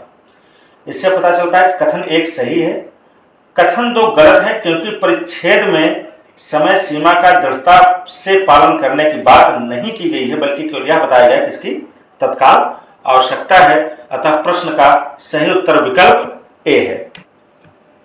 अगला प्रश्न संख्या 61, परिच्छेद के अनुसार जल भागीदारी पर अंतर्राष्ट्रीय कानूनों में क्या समस्याएं हैं। कथन 1, घरेलू कानूनों के विपरीत उनके पास कोई भी प्रवर्तन तंत्र नहीं है। कथन 2, शक्तिशाली देश अंतर्राष्ट्रीय कानूनों का पालन नहीं करते हैं। कथन 3, नदी जल के बंटवारे पर इन कानूनों में कोई स्पष्टता नहीं है। कथन 4, नदी जल के बंटवारे के कानून में बहुत सामान्य दिशा निर्देश दिए गए हैं और विशिष्ट परिदृश्य में उन्हें अपनाना मुश्किल है। आपको बताना है कि इन दिए गए 4 कथनों में से कौन कौन से कथन सही हैं। इस प्रश्न के उत्तर के लिए यदि हम परिच्छेद के तीसरे अनुच्छेद की इस पंक्ति को देखें कि किसी नदी घाटी में जल का आवंटन करने के लिए और विवादों से बचने के लिए अंतर्राष्ट्रीय कानून के कई सामान्य सिद्धांत हैं, किंतु दुखद रूप से उनका क्रियान्वयन कठिन सिद्ध हुआ है और प्रायः विरोधाभासी हो सकता है। इससे पता चलता है कि कथन 1 सही है, कथन 3 सही है, किंतु कथन 2 का परिच्छेद में कोई उल्लेख नहीं है। कथन 4 गलत है क्योंकि परिच्छेद में कहा गया कई सामान्य सिद्धांत हैं, न कि व्यापक दिशा निर्देश। इस प्रकार प्रश्न का सही उत्तर विकल्प ए है। अगला प्रश्न संख्या 62, निम्नलिखित कथनों पर विचार कीजिए। कथन 1, सार्क जल की भागीदारी और जलवायु परिवर्तन के मुद्दों पर विचार नहीं करता है। कथन 2, सीमा निर्धारण पर चीन के साथ भारत के विवाद ने जल भागीदारी के समझौते में बाधा उत्पन्न की है। आपको बताना है कि दोनों में से कौन सा कथन सही है, या दोनों कथन सही हैं या दोनों ही कथन सही नहीं है। इस प्रश्न के उत्तर में यदि परिच्छेद पर विचार करें तो पता चलता है कथन 1 गलत है क्योंकि परिच्छेद में कहा गया है कि सार्क में इन मुद्दों पर गंभीर चर्चा नहीं हुई है, न कि उनके ऊपर चर्चा ही नहीं हुई। कथन 2 परिच्छेद के अनुसार सही है। इस प्रकार प्रश्न का सही उत्तर विकल्प बी है। अगला प्रश्न, एक वाक्य दिया है, एक कथन दिया गया है और उसके बाद पूछा गया है कि दिए गए विकल्पों में से कौन सा विकल्प उस कथन का खंडन करता है।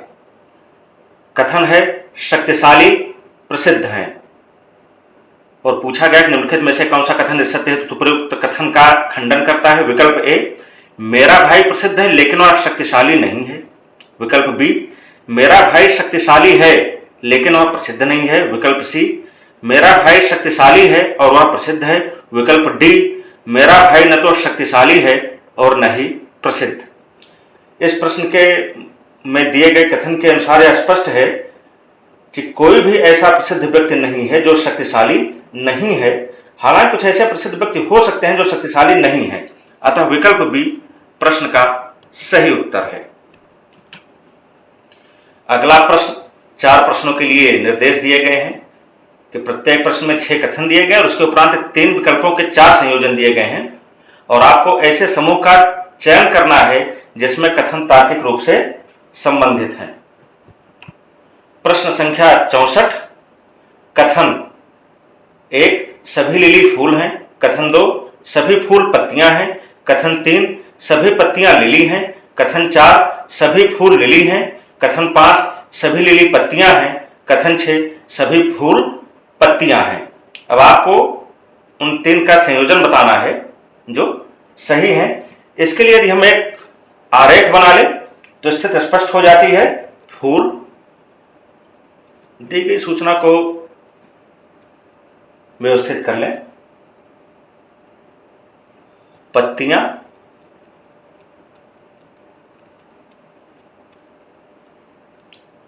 लिली,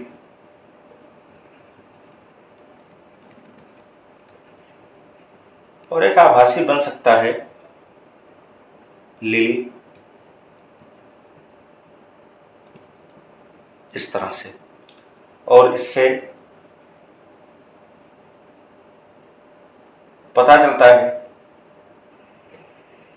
कि विकल्प ए सही नहीं है क्योंकि सभी फूल लिली हो भी सकते हैं और नहीं भी। विकल्प बी की स्थिति में देखें कि सबसे पहले पत्तियां,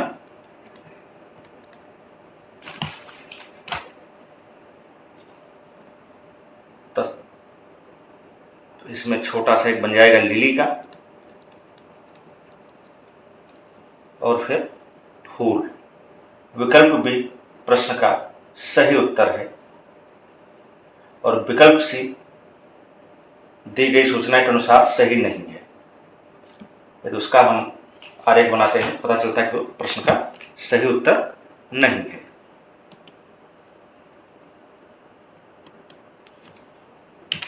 अगला प्रश्न, प्रश्न संख्या 65। कथन 1 सभी तोते मिर्च हैं। कथन 2 सभी मिर्च गरम हैं।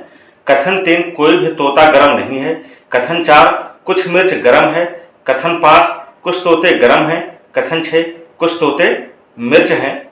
आपको बताना है कि किन 3 कथनों का संयोजन संबंधित है। तो यदि हम विकल्प 1 के लिए व्यय आरेख बनाएं तो कुछ इस प्रकार बना सकते हैं दी गई सूचनाओं के अनुसार। तोते गरम और मिर्च, या हम ऐसे भी बना सकते हैं मिर्च का, से पता चलता है कि सभी मिर्च गर्म हो भी सकते हैं और नहीं भी, इसलिए विकल्प ए सही नहीं है। विकल्प बी की स्थिति देखें तो विकल्प बी में चलिए हम सूचना किस प्रकार व्यवस्थित कर सकते हैं। मिर्च, तोते, गरम, इसकी एक स्थिति इस तरह से भी बन सकती है गरम की, जिसमें मिर्च तोते दोनों प्रतिच्छेदित होते हैं, और इससे पता चलता है कि यह विकल्प भी सही नहीं है। विकल्प सी में दी गई सूचना को हम व्यवस्थित करें तो तोते गरम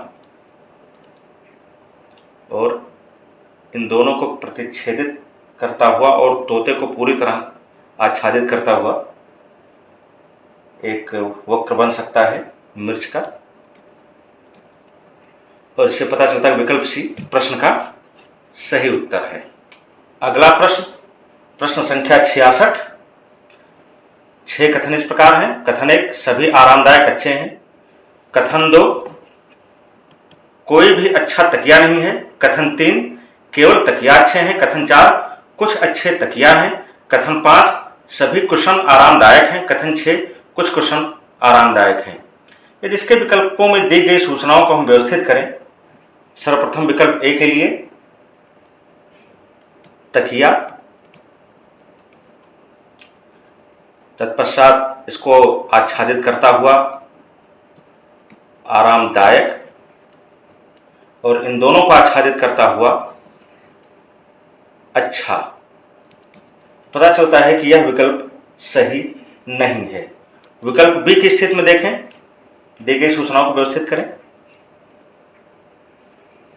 तकिया इस तरह से हो गया,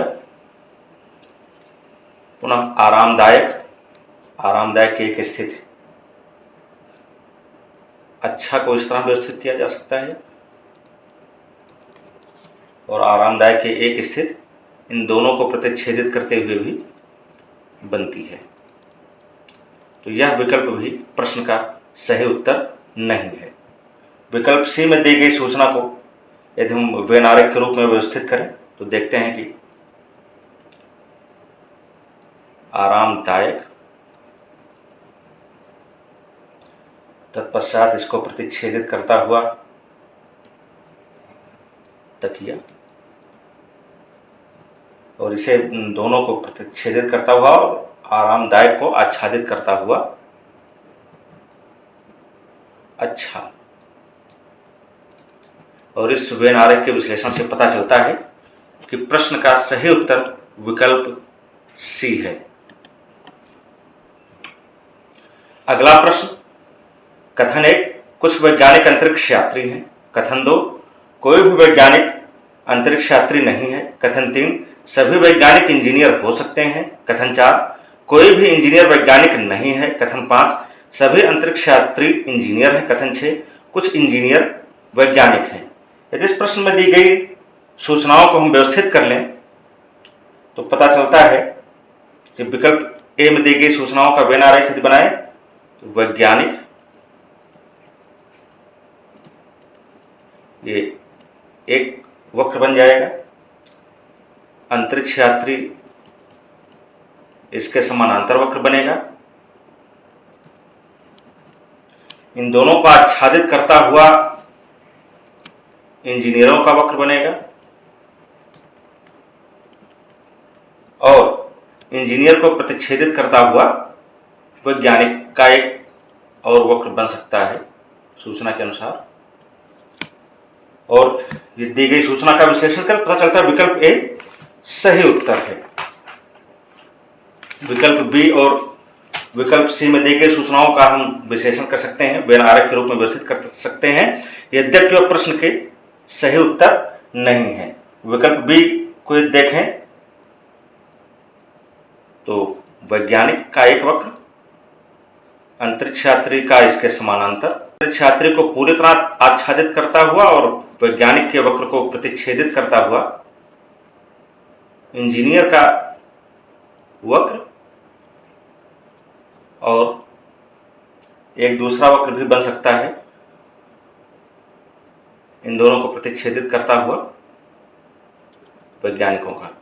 तो ये सूचना इस विकल्प को वेन आरेख में व्यवस्थित करने पर पता चलता है कि विकल्प सही उत्तर नहीं है। पुनः विकल्प सी में दी गई सूचना को हम व्यवस्थित करें इसी क्रम में तो पता चलता है इंजीनियर्स का एक वक्र हो गया, इसके समानांतर वैज्ञानिकों का वक्र हो गया, वैज्ञानिकों को प्रतिच्छेदित करता हुआ अंतरिक्ष यात्रियों का एक वक्र हो गया, अंतरिक्ष यात्री, और अंतरिक्ष यात्री को प्रतिच्छेदित करता हुआ एक वैज्ञानिकों का वक्र बनाया जा सकता है। तो विकल्प बी और सी सही उत्तर नहीं है। प्रश्न का सही उत्तर विकल्प ए है। अगला प्रश्न, अगले दो प्रश्नों के लिए निर्देश दिया गया है जिनमें उस कथन का चयन करना है जो दोनों कथनों का तार्किक रूप से अनुसरण करे। प्रश्न संख्या 68 जिसमें 3 कथन दिए गए हैं। कथन 1, कुछ धोखेबाज डकैत नहीं है। कथन 2, सभी डकैत मूर्ख हैं। तीसरे में पूछा गया इसलिए कि आगे आपको 4 विकल्प में से सही विकल्प है उसको चुनना है। विकल्प ए, सभी धोखेबाज मूर्ख नहीं है। विकल्प बी, कुछ धोखेबाज मूर्ख हैं। विकल्प सी, कुछ धोखेबाज मूर्ख नहीं है। और विकल्प डी, सभी धोखेबाज मूर्ख हो सकते हैं। यदि कथन में दी गई सूचना को वेन आरेख के रूप में व्यवस्थित किया जाए तो वेन आरेख कुछ इस प्रकार बनेगा कि डकैत का एक वक्र, इसी के समानांतर इसको प्रतिच्छेदित करता हुआ धोखेबाज का एक वक्र, इसको एक से हम इसको अलग करेंगे, धोखेबाज का एक और वक्र बन जाएगा इसके समानांतर डकैत के, जिसको हम 2 से संकेतित करके अलग करेंगे। इन दोनों को, धोखेबाज एक को प्रतिच्छेदित करता हुआ डकैत के वक्र को पूरी तरह और धोखेबाज 2 के वक्र को पूरी तरह आच्छादित करता हुआ एक वक्र यह भी बनेगा मूर्ख का, और एक अलग इन सबसे वक्र बन सकता है धोखेबाज का। इस वेन आरेख के विश्लेषण से स्पष्ट होता है कि कुछ डकैत मूर्ख हो भी सकते हैं और नहीं भी, सभी धोखेबाज मूर्ख हो भी सकते हैं और नहीं भी। अतः प्रश्न का सही उत्तर विकल्प डी है। अगला प्रश्न, प्रश्न संख्या 69। कथन दिए गए हैं। कथन 1 बाघ चिड़िया है, कथन 2 केवल चिड़िया कीड़े हैं, कथन 3 इसलिए, और आगे आपको 4 विकल्प में से एक सही विकल्प चुनना है। विकल्प ए कुछ बाघ कीड़े हैं, विकल्प बी कुछ चिड़िया बाघ हैं, विकल्प सी सभी चिड़िया कीड़े हैं, और विकल्प डी इनमें से कोई भी नहीं। यदि दी गई सूचनाओं को, दिए गए कथनों को हम व्यवस्थित करें वेन आरेख के रूप में, तो वेन आरेख कुछ इस प्रकार बनेगा। एक बाघ का वक्र, उसी के समानांतर कीड़े का वक्र, इन दोनों को आच्छादित करता हुआ पूरी तरह से चिड़िया का वक्र, और कीड़े को वक्र को प्रतिच्छेदित करता हुआ, जो कि आच्छादित रहेगा चिड़िया के वक्र से, एक बाघ 2 का वक्र भी बन सकता है यदि दिए गए सूचनाओं को व्यवस्थित करें। इससे पता चलता है कि विकल्प ए गलत है, क्योंकि बाघों का समुच्चय कीड़ों के समुच्चय को प्रतिच्छेदित कर भी सकता है और नहीं भी। विकल्प सी गलत है, क्योंकि चिड़ियों का समुच्चय कीड़ों के समुच्चय को आच्छादित कर भी सकता है और नहीं भी। और विकल्प बी प्रश्न का सही उत्तर है, क्योंकि बाघ चिड़ियों का उप समुच्चय है। अतः प्रश्न का सही उत्तर विकल्प बी है। अगला प्रश्न, जिसके लिए पहले एक आपको पैसेज दिया गया है जिसको पढ़ना है, और तत्पश्चात दिए गए प्रश्न का उत्तर देना है। पैसेज को पढ़ने की आवश्यकता नहीं है, हम सीधे प्रश्न पर आते हैं। प्रश्न संख्या 70 की परिच्छेद में जो अंतर्वस्तु दी गई है, उस अंतर्वस्तु के अनुसार विकल्प में दिए गए 4 कथनों में से किस कथन के अतिरिक्त अन्य सभी को निष्कर्षित किया जा सकता है, अर्थात किस कथन को निष्कर्षित नहीं किया जा सकता। कथन ए, समझिए विकल्प ए, फ्रीलांसिंग की तुलना में व्यवसाय करने से कार्यभार कम होने के बजाय बढ़ता है। विकल्प बी, अधिकांश व्यवसायों में शुरुआत में बहुत अधिक परिश्रम की आवश्यकता होती है। विकल्प सी, सभी लोग जो बड़े सपने देखते हैं वे सभी उन्नत करने के लिए अधिक परिश्रम नहीं करते हैं। विकल्प डी, कठिन परिश्रम व्यवसाय का भाग है जो व्यवसायी अपनी प्रगति के लिए करते हैं। हम दिए गए परिच्छेद पर विचार करें, पता चलता है विकल्प ए को निष्कर्षित किया जा सकता है, क्योंकि आप उल्लेख किया गया परिच्छेद में व्यवसाय में बहुत अधिक परिश्रम की आवश्यकता होती है, खास करके प्रारंभिक दिनों में। विकल्प बी को भी निष्कर्षित किया जा सकता है। विकल्प सी भी परिच्छेद का अनुसरण करता है, क्योंकि यह वर्णित किया गया है कि लोग बड़े सपने देखते हैं और स्वयं का व्यवसाय करना चाहते हैं, लेकिन व्यवसाय में वृद्धि करने के लिए जो कष्ट झेलने पड़ते हैं वे उसे झेलना नहीं चाहते। विकल्प डी प्रश्न का सही उत्तर है, क्योंकि इसे परिच्छेद से निष्कर्षित नहीं किया जा सकता, क्योंकि परिच्छेद से यह पता नहीं चलता है कि व्यवसायियों को लंबे समय तक काम करना चाहिए या नहीं करना चाहिए। अतः प्रश्न का सही उत्तर विकल्प डी है। इसी प्रकार अगला प्रश्न भी एक परिच्छेद पर आधारित है। परिच्छेद न पढ़कर हम सीधे प्रश्न पर आते हैं। प्रश्न संख्या 71, निम्नलिखित में से कौन सा कथन यदि सत्य है तो दिए गए तर्क को सुदृढ़ बनाता है। 4 विकल्प दिए गए हैं। विकल्प ए, महिलाओं को अब उनकी योग्यता के आधार पर परखा जाता है। विकल्प बी, सीनेट में आज महिलाओं की संख्या 60% से अधिक है। विकल्प सी, हाल के वर्षों में महिलाओं के पक्ष में कई परिवर्तन हुए हैं। महिलाओं को मतदान करने का अधिकार, महिलाओं को सेना में नौकरी पाने का अधिकार और कानून में सुधार जो कार्यस्थल पर महिलाओं को समान अधिकार प्रदान करता है।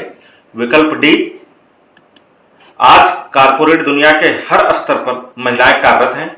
आज महिलाएं सर्जन, डॉक्टर, अस्पताल प्रशासक, अंतरिक्ष यात्री, पायलट और हेलीकॉप्टर पायलट हैं। महिलाएं वकील और न्यायाधीश हैं। संक्षेप में आज महिलाओं की स्थिति पहले से कहीं ज्यादा बेहतर है। इस प्रश्न के उत्तर के लिए यदि हम परिच्छेद पर विचार करें तो पता चलता है कि विकल्प ए स्पष्ट नहीं है और यह मुख्य तर्क कि महिलाओं और पुरुषों में से कौन अधिक लाभप्रद पद पर है से संबंधित नहीं है। विकल्प सी और डी दोनों पहले के समय की तुलना में आज के समय की महिलाओं की तुलना करते हैं। असंभव है कि महिलाओं की स्थिति में बहुत अधिक सुधार हुए हैं, जैसा कि दोनों विकल्पों में इंगित किया गया है। अतः यह दोनों विकल्प तर्क का समर्थन नहीं करते। विकल्प बी प्रश्न का सही उत्तर है, क्योंकि राज्यसभा में महिलाओं की 60% साझेदारी का अर्थ है कि वे 40% पुरुषों की तुलना में उन्हें बहुमत प्राप्त है, जो इस तर्क का समर्थन करता है कि पुरुषों की तुलना में महिलाएं बेहतर हैं। अतः विकल्प बी प्रश्न का सही उत्तर है। अगले प्रश्न के लिए पुनः एक परिच्छेद दिया गया है। परिच्छेद पढ़ने की आवश्यकता नहीं है, हम सीधे प्रश्न पर आते हैं। प्रश्न पूछा गया कि निम्नलिखित में से कौन सा कथन दिए गए परिच्छेद से वैध रूप से निष्कर्षित नहीं किया जा सकता। प्रश्न पर ध्यान दें, निष्कर्षित नहीं किया जा सकता। यदि हम परिच्छेद पर विचार करें तो पता चलता है कि विकल्प ए निष्कर्षित किया जा सकता है। इसमें यदि इस पंक्ति को देखा जाए, लेकिन क्या एक ऐसे देश में हो सकता है जिसका समाज इतना विभाजित है जहां दीवारें हमें बांटती हैं। अतः स्पष्ट है कि भारतीय समाज स्वस्थ समाज नहीं है और जब तक वह सामाजिक अच्छाई में विश्वास नहीं करता तब तक वह महाशक्ति बनने के सपने को पूरा नहीं कर सकता। विकल्प भी एक स्पष्ट अनुमान है, क्योंकि भारत का महाशक्ति बनने का सपना इसलिए क्योंकि भारत अभी भी महाशक्ति नहीं है। विकल्प सी प्रश्न का सही उत्तर है, क्योंकि दिए गए परिच्छेद से यह निष्कर्षित नहीं किया जा सकता कि राष्ट्र का सपना महाशक्ति बनना है। परिच्छेद में यह कहा गया कि हम में से अधिकांश लोगों का सपना है कि भारत महाशक्ति बने, यह नहीं कहा गया कि पूरे राष्ट्र का सपना है। जबकि विकल्प डी परिच्छेद से निष्कर्षित किया जा सकता है, जिसमें यह कहा गया है कि हम में से बहुत से लोगों का सपना है कि विश्व में भारत का सही स्थान क्या होना चाहिए। अतः चूंकि विकल्प सी परिच्छेद से निष्कर्षित नहीं किया जा सकता, इसलिए प्रश्न का सही उत्तर विकल्प सी है। अगला प्रश्न, एक कथन दिया गया है कि स्वात को जोशपूर्ण गानों पर नृत्य करना पसंद है। अब प्रश्न यह पूछा गया है कि निम्नलिखित में से कौन सा कथन उपर्युक्त कथन का खंडन नहीं करता है। अर्थात 3 कथन तो खंडन करते हैं, एक कथन ऐसा है जो खंडन नहीं करता है। विकल्प ए स्वाति को जोशपूर्ण गानों पर नृत्य करना पसंद नहीं है। विकल्प बी स्वाति को नृत्य करना बिल्कुल पसंद नहीं है। विकल्प सी स्वाति को जोशपूर्ण गाने पसंद नहीं है। विकल्प डी स्वाति को नृत्य से नफरत है। यह प्रश्न संख्या 73 पर हम विचार कर रहे हैं। यदि इस प्रश्न के दिए गए विकल्पों पर और कथन को एक साथ रखकर विचार करें तो पता चलता है कि विकल्प ए दिए गए कथन के विपरीत है, इसलिए वह कथन का खंडन करता है। विकल्प बी और डी भी दिए गए कथन का खंडन करते हैं, क्योंकि दोनों का अर्थ है कि स्वाद को नृत्य करना पसंद नहीं है, जिसमें जोशपूर्ण गानों पर नृत्य करना भी सम्मिलित है। विकल्प सी दिए गए कथन का खंडन नहीं करता, क्योंकि हो सकता है किसी को जोशपूर्ण गानों पर नृत्य करना पसंद न हो, किंतु वह उन पर नृत्य करना चाह सकती हो। अतः विकल्प सी प्रश्न का सही उत्तर है।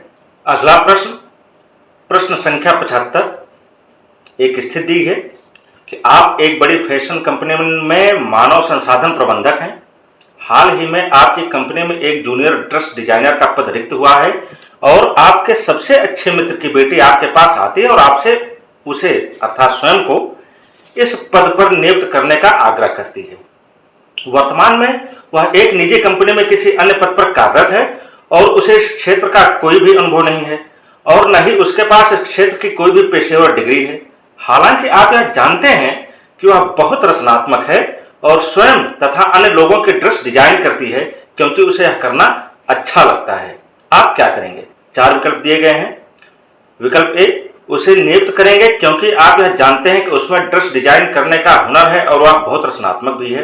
विकल्प बी, आप उसे नियुक्त नहीं करेंगे क्योंकि यदि आप ऐसा करते हैं तो कंपनी के अन्य कर्मचारी आप पर पक्षपातपूर्ण और अनुचित होने का आरोप लगा सकते हैं। विकल्प सी, आप उसे अपनी कंपनी में कुछ समय तक प्रशिक्षण प्राप्त करने की सलाह देंगे और उसके कार्य का मूल्यांकन करने के बाद उसे कंपनी में उचित पद पर नियुक्त करेंगे। विकल्प डी, आप उसके आवेदन और उसके कार्यों के नमूनों का मूल्यांकन करने के लिए उसे वरिष्ठ डिजाइनर के पास भेजेंगे और यदि वह उसकी उम्मीदवारी को उचित पाता था, वरिष्ठ ड्रेस डिजाइनर उसकी उम्मीदवारी को उचित पाता है, तो आप उसे परिवीक्षाधीन अवधि के लिए नियुक्त करेंगे। इस प्रश्न के उत्तर के लिए विकल्पों पर विचार कर पता चलता है कि विकल्प ए गलत है क्योंकि कंपनी में किसी पद पर किसी व्यक्ति को नियुक्त करने के लिए कार्य के प्रति उत्साह के बजाय अनुभव और योग्यता मापदंड होना चाहिए। विकल्प बी भी गलत है क्योंकि यह योग्यता के बजाय आवेदन को अस्वीकृत करने के कारणों का वर्णन करता है और यह गैर व्यावसायिक होगा। विकल्प सी और डी उचित कार्यवाही है क्योंकि यह महत्वपूर्ण है कि उसकी उम्मीदवारी का निष्पक्षता के साथ मूल्यांकन किया जाए और वह जिस प्रकार का कार्य करने में सक्षम हो उसके आधार पर उसकी नियुक्ति की जाए। परिवीक्षाधीन अवधि पर रख करके यह भी सुनिश्चित हो जाएगा कि वह निपुण है या नहीं। अतः विकल्प सी और डी सही उत्तर है। अगला प्रश्न, प्रश्न संख्या 76, दी गई स्थिति इस प्रकार है कि आप हाल ही में एक कंपनी में आईटी प्रबंधक के रूप में नियुक्त हुए हैं।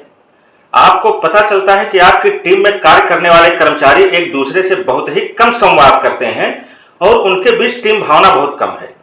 इसके कारण अनेक बार टीम में असमन्वय की स्थिति पैदा हो जाती है। इस समस्या को हल करने के लिए आप क्या करेंगे? 4 विकल्प दिए गए हैं। विकल्प ए, संप्रेषण में कमी होने के कारणों को समझने के लिए आप प्रत्येक व्यक्ति से अलग अलग बात करेंगे। विकल्प बी, स्थिति को स्वीकार करेंगे और उसके प्रति अनुकूलित हो जाएंगे क्योंकि आप कंपनी में नए हैं। विकल्प सी, समस्या पर कोई ध्यान नहीं देंगे क्योंकि प्रत्येक कर्मचारी की उत्पादकता और कार्यक्षमता अच्छी है। विकल्प डी, जब भी संभव हो तब उन्हें टीम निर्माण खेलों और अभ्यासों में संलग्न करेंगे। ये दिए गए विकल्पों पर विचार कर पता चलता है विकल्प ए और डी सही विकल्प हैं।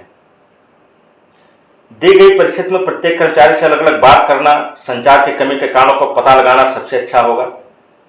इससे आपको यह पता चलेगा कि समस्या किस स्तर पर उसको हल कैसे किया जाए। इसके अतिरिक्त टीम भावना का निर्माण करने के लिए टीम के रूप में खेलों का आयोजन करना जिसमें टीम के रूप में भागीदारी करें एक अच्छा विकल्प होगा। इससे उनके बीच टीम भावना पैदा होगी।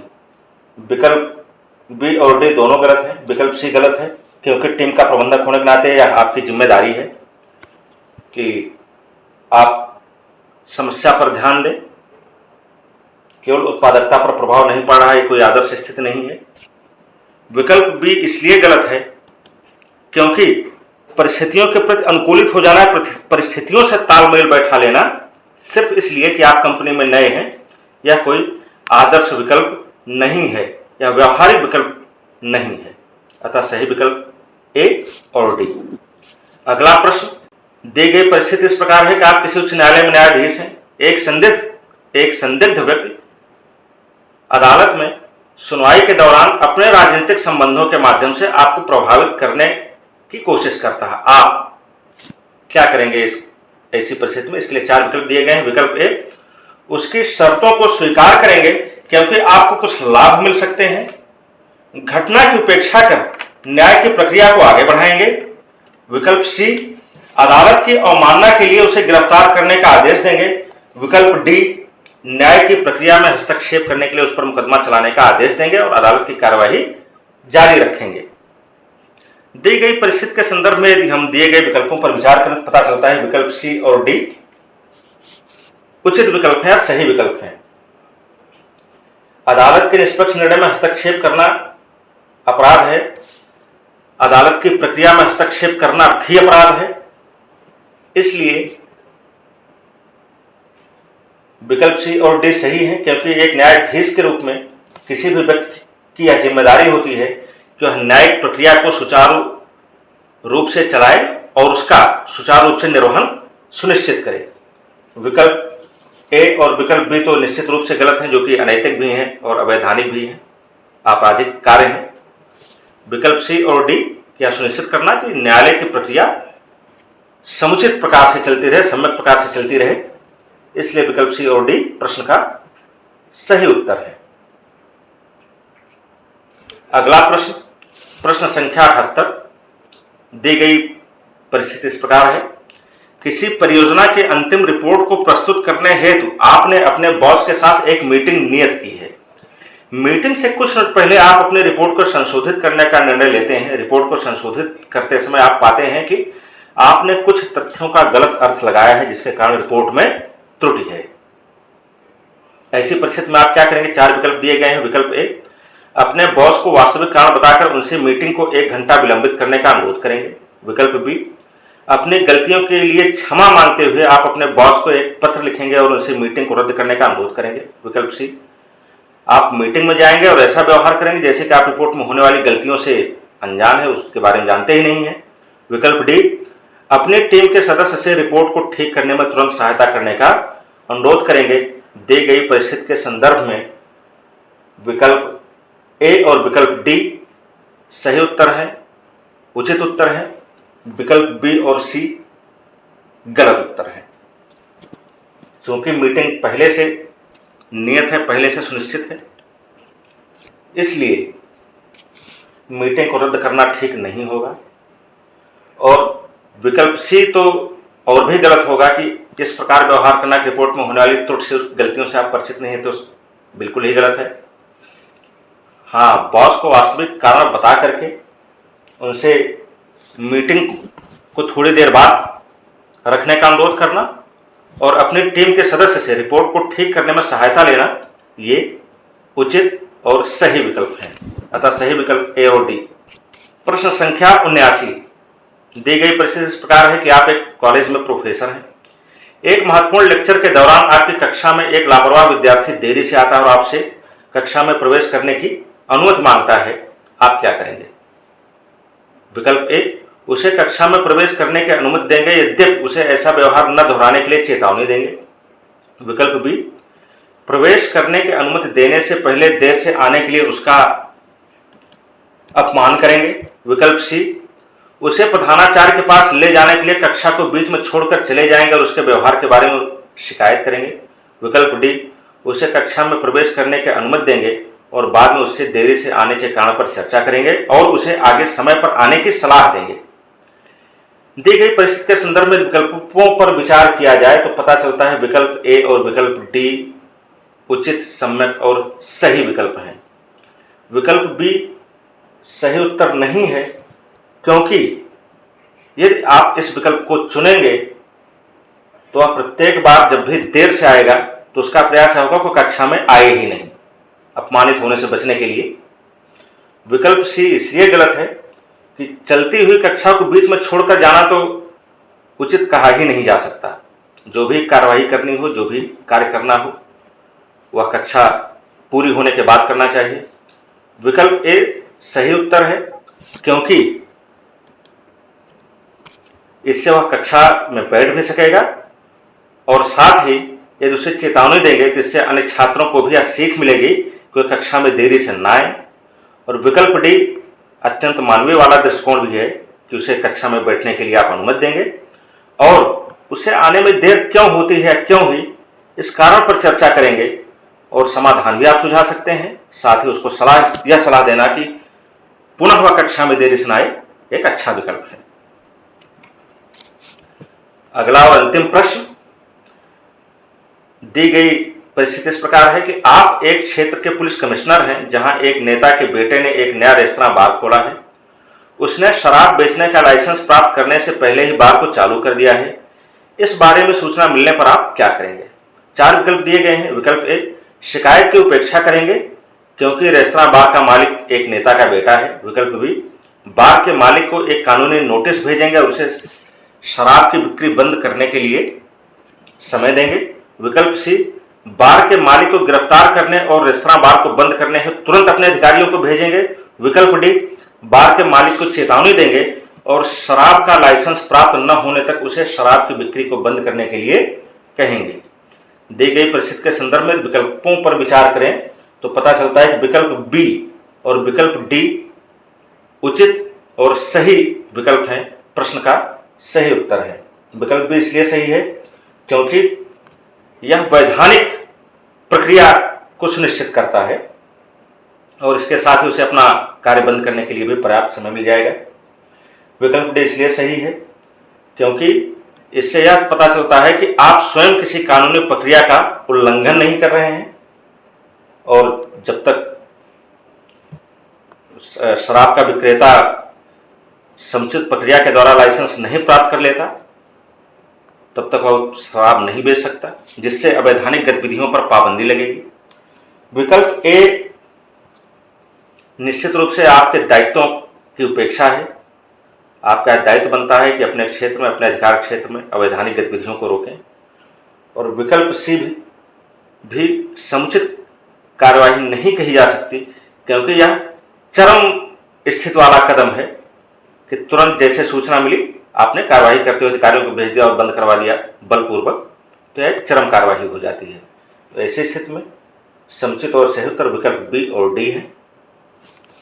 तो मित्रों, मॉक 3 प्रश्न पत्र 2 के विश्लेषण में बस इतना ही। विश्लेषण समाप्त होता है। पुनः अगले मॉक के प्रश्न पत्र के विश्लेषण में हम फिर मिलेंगे। नमस्कार।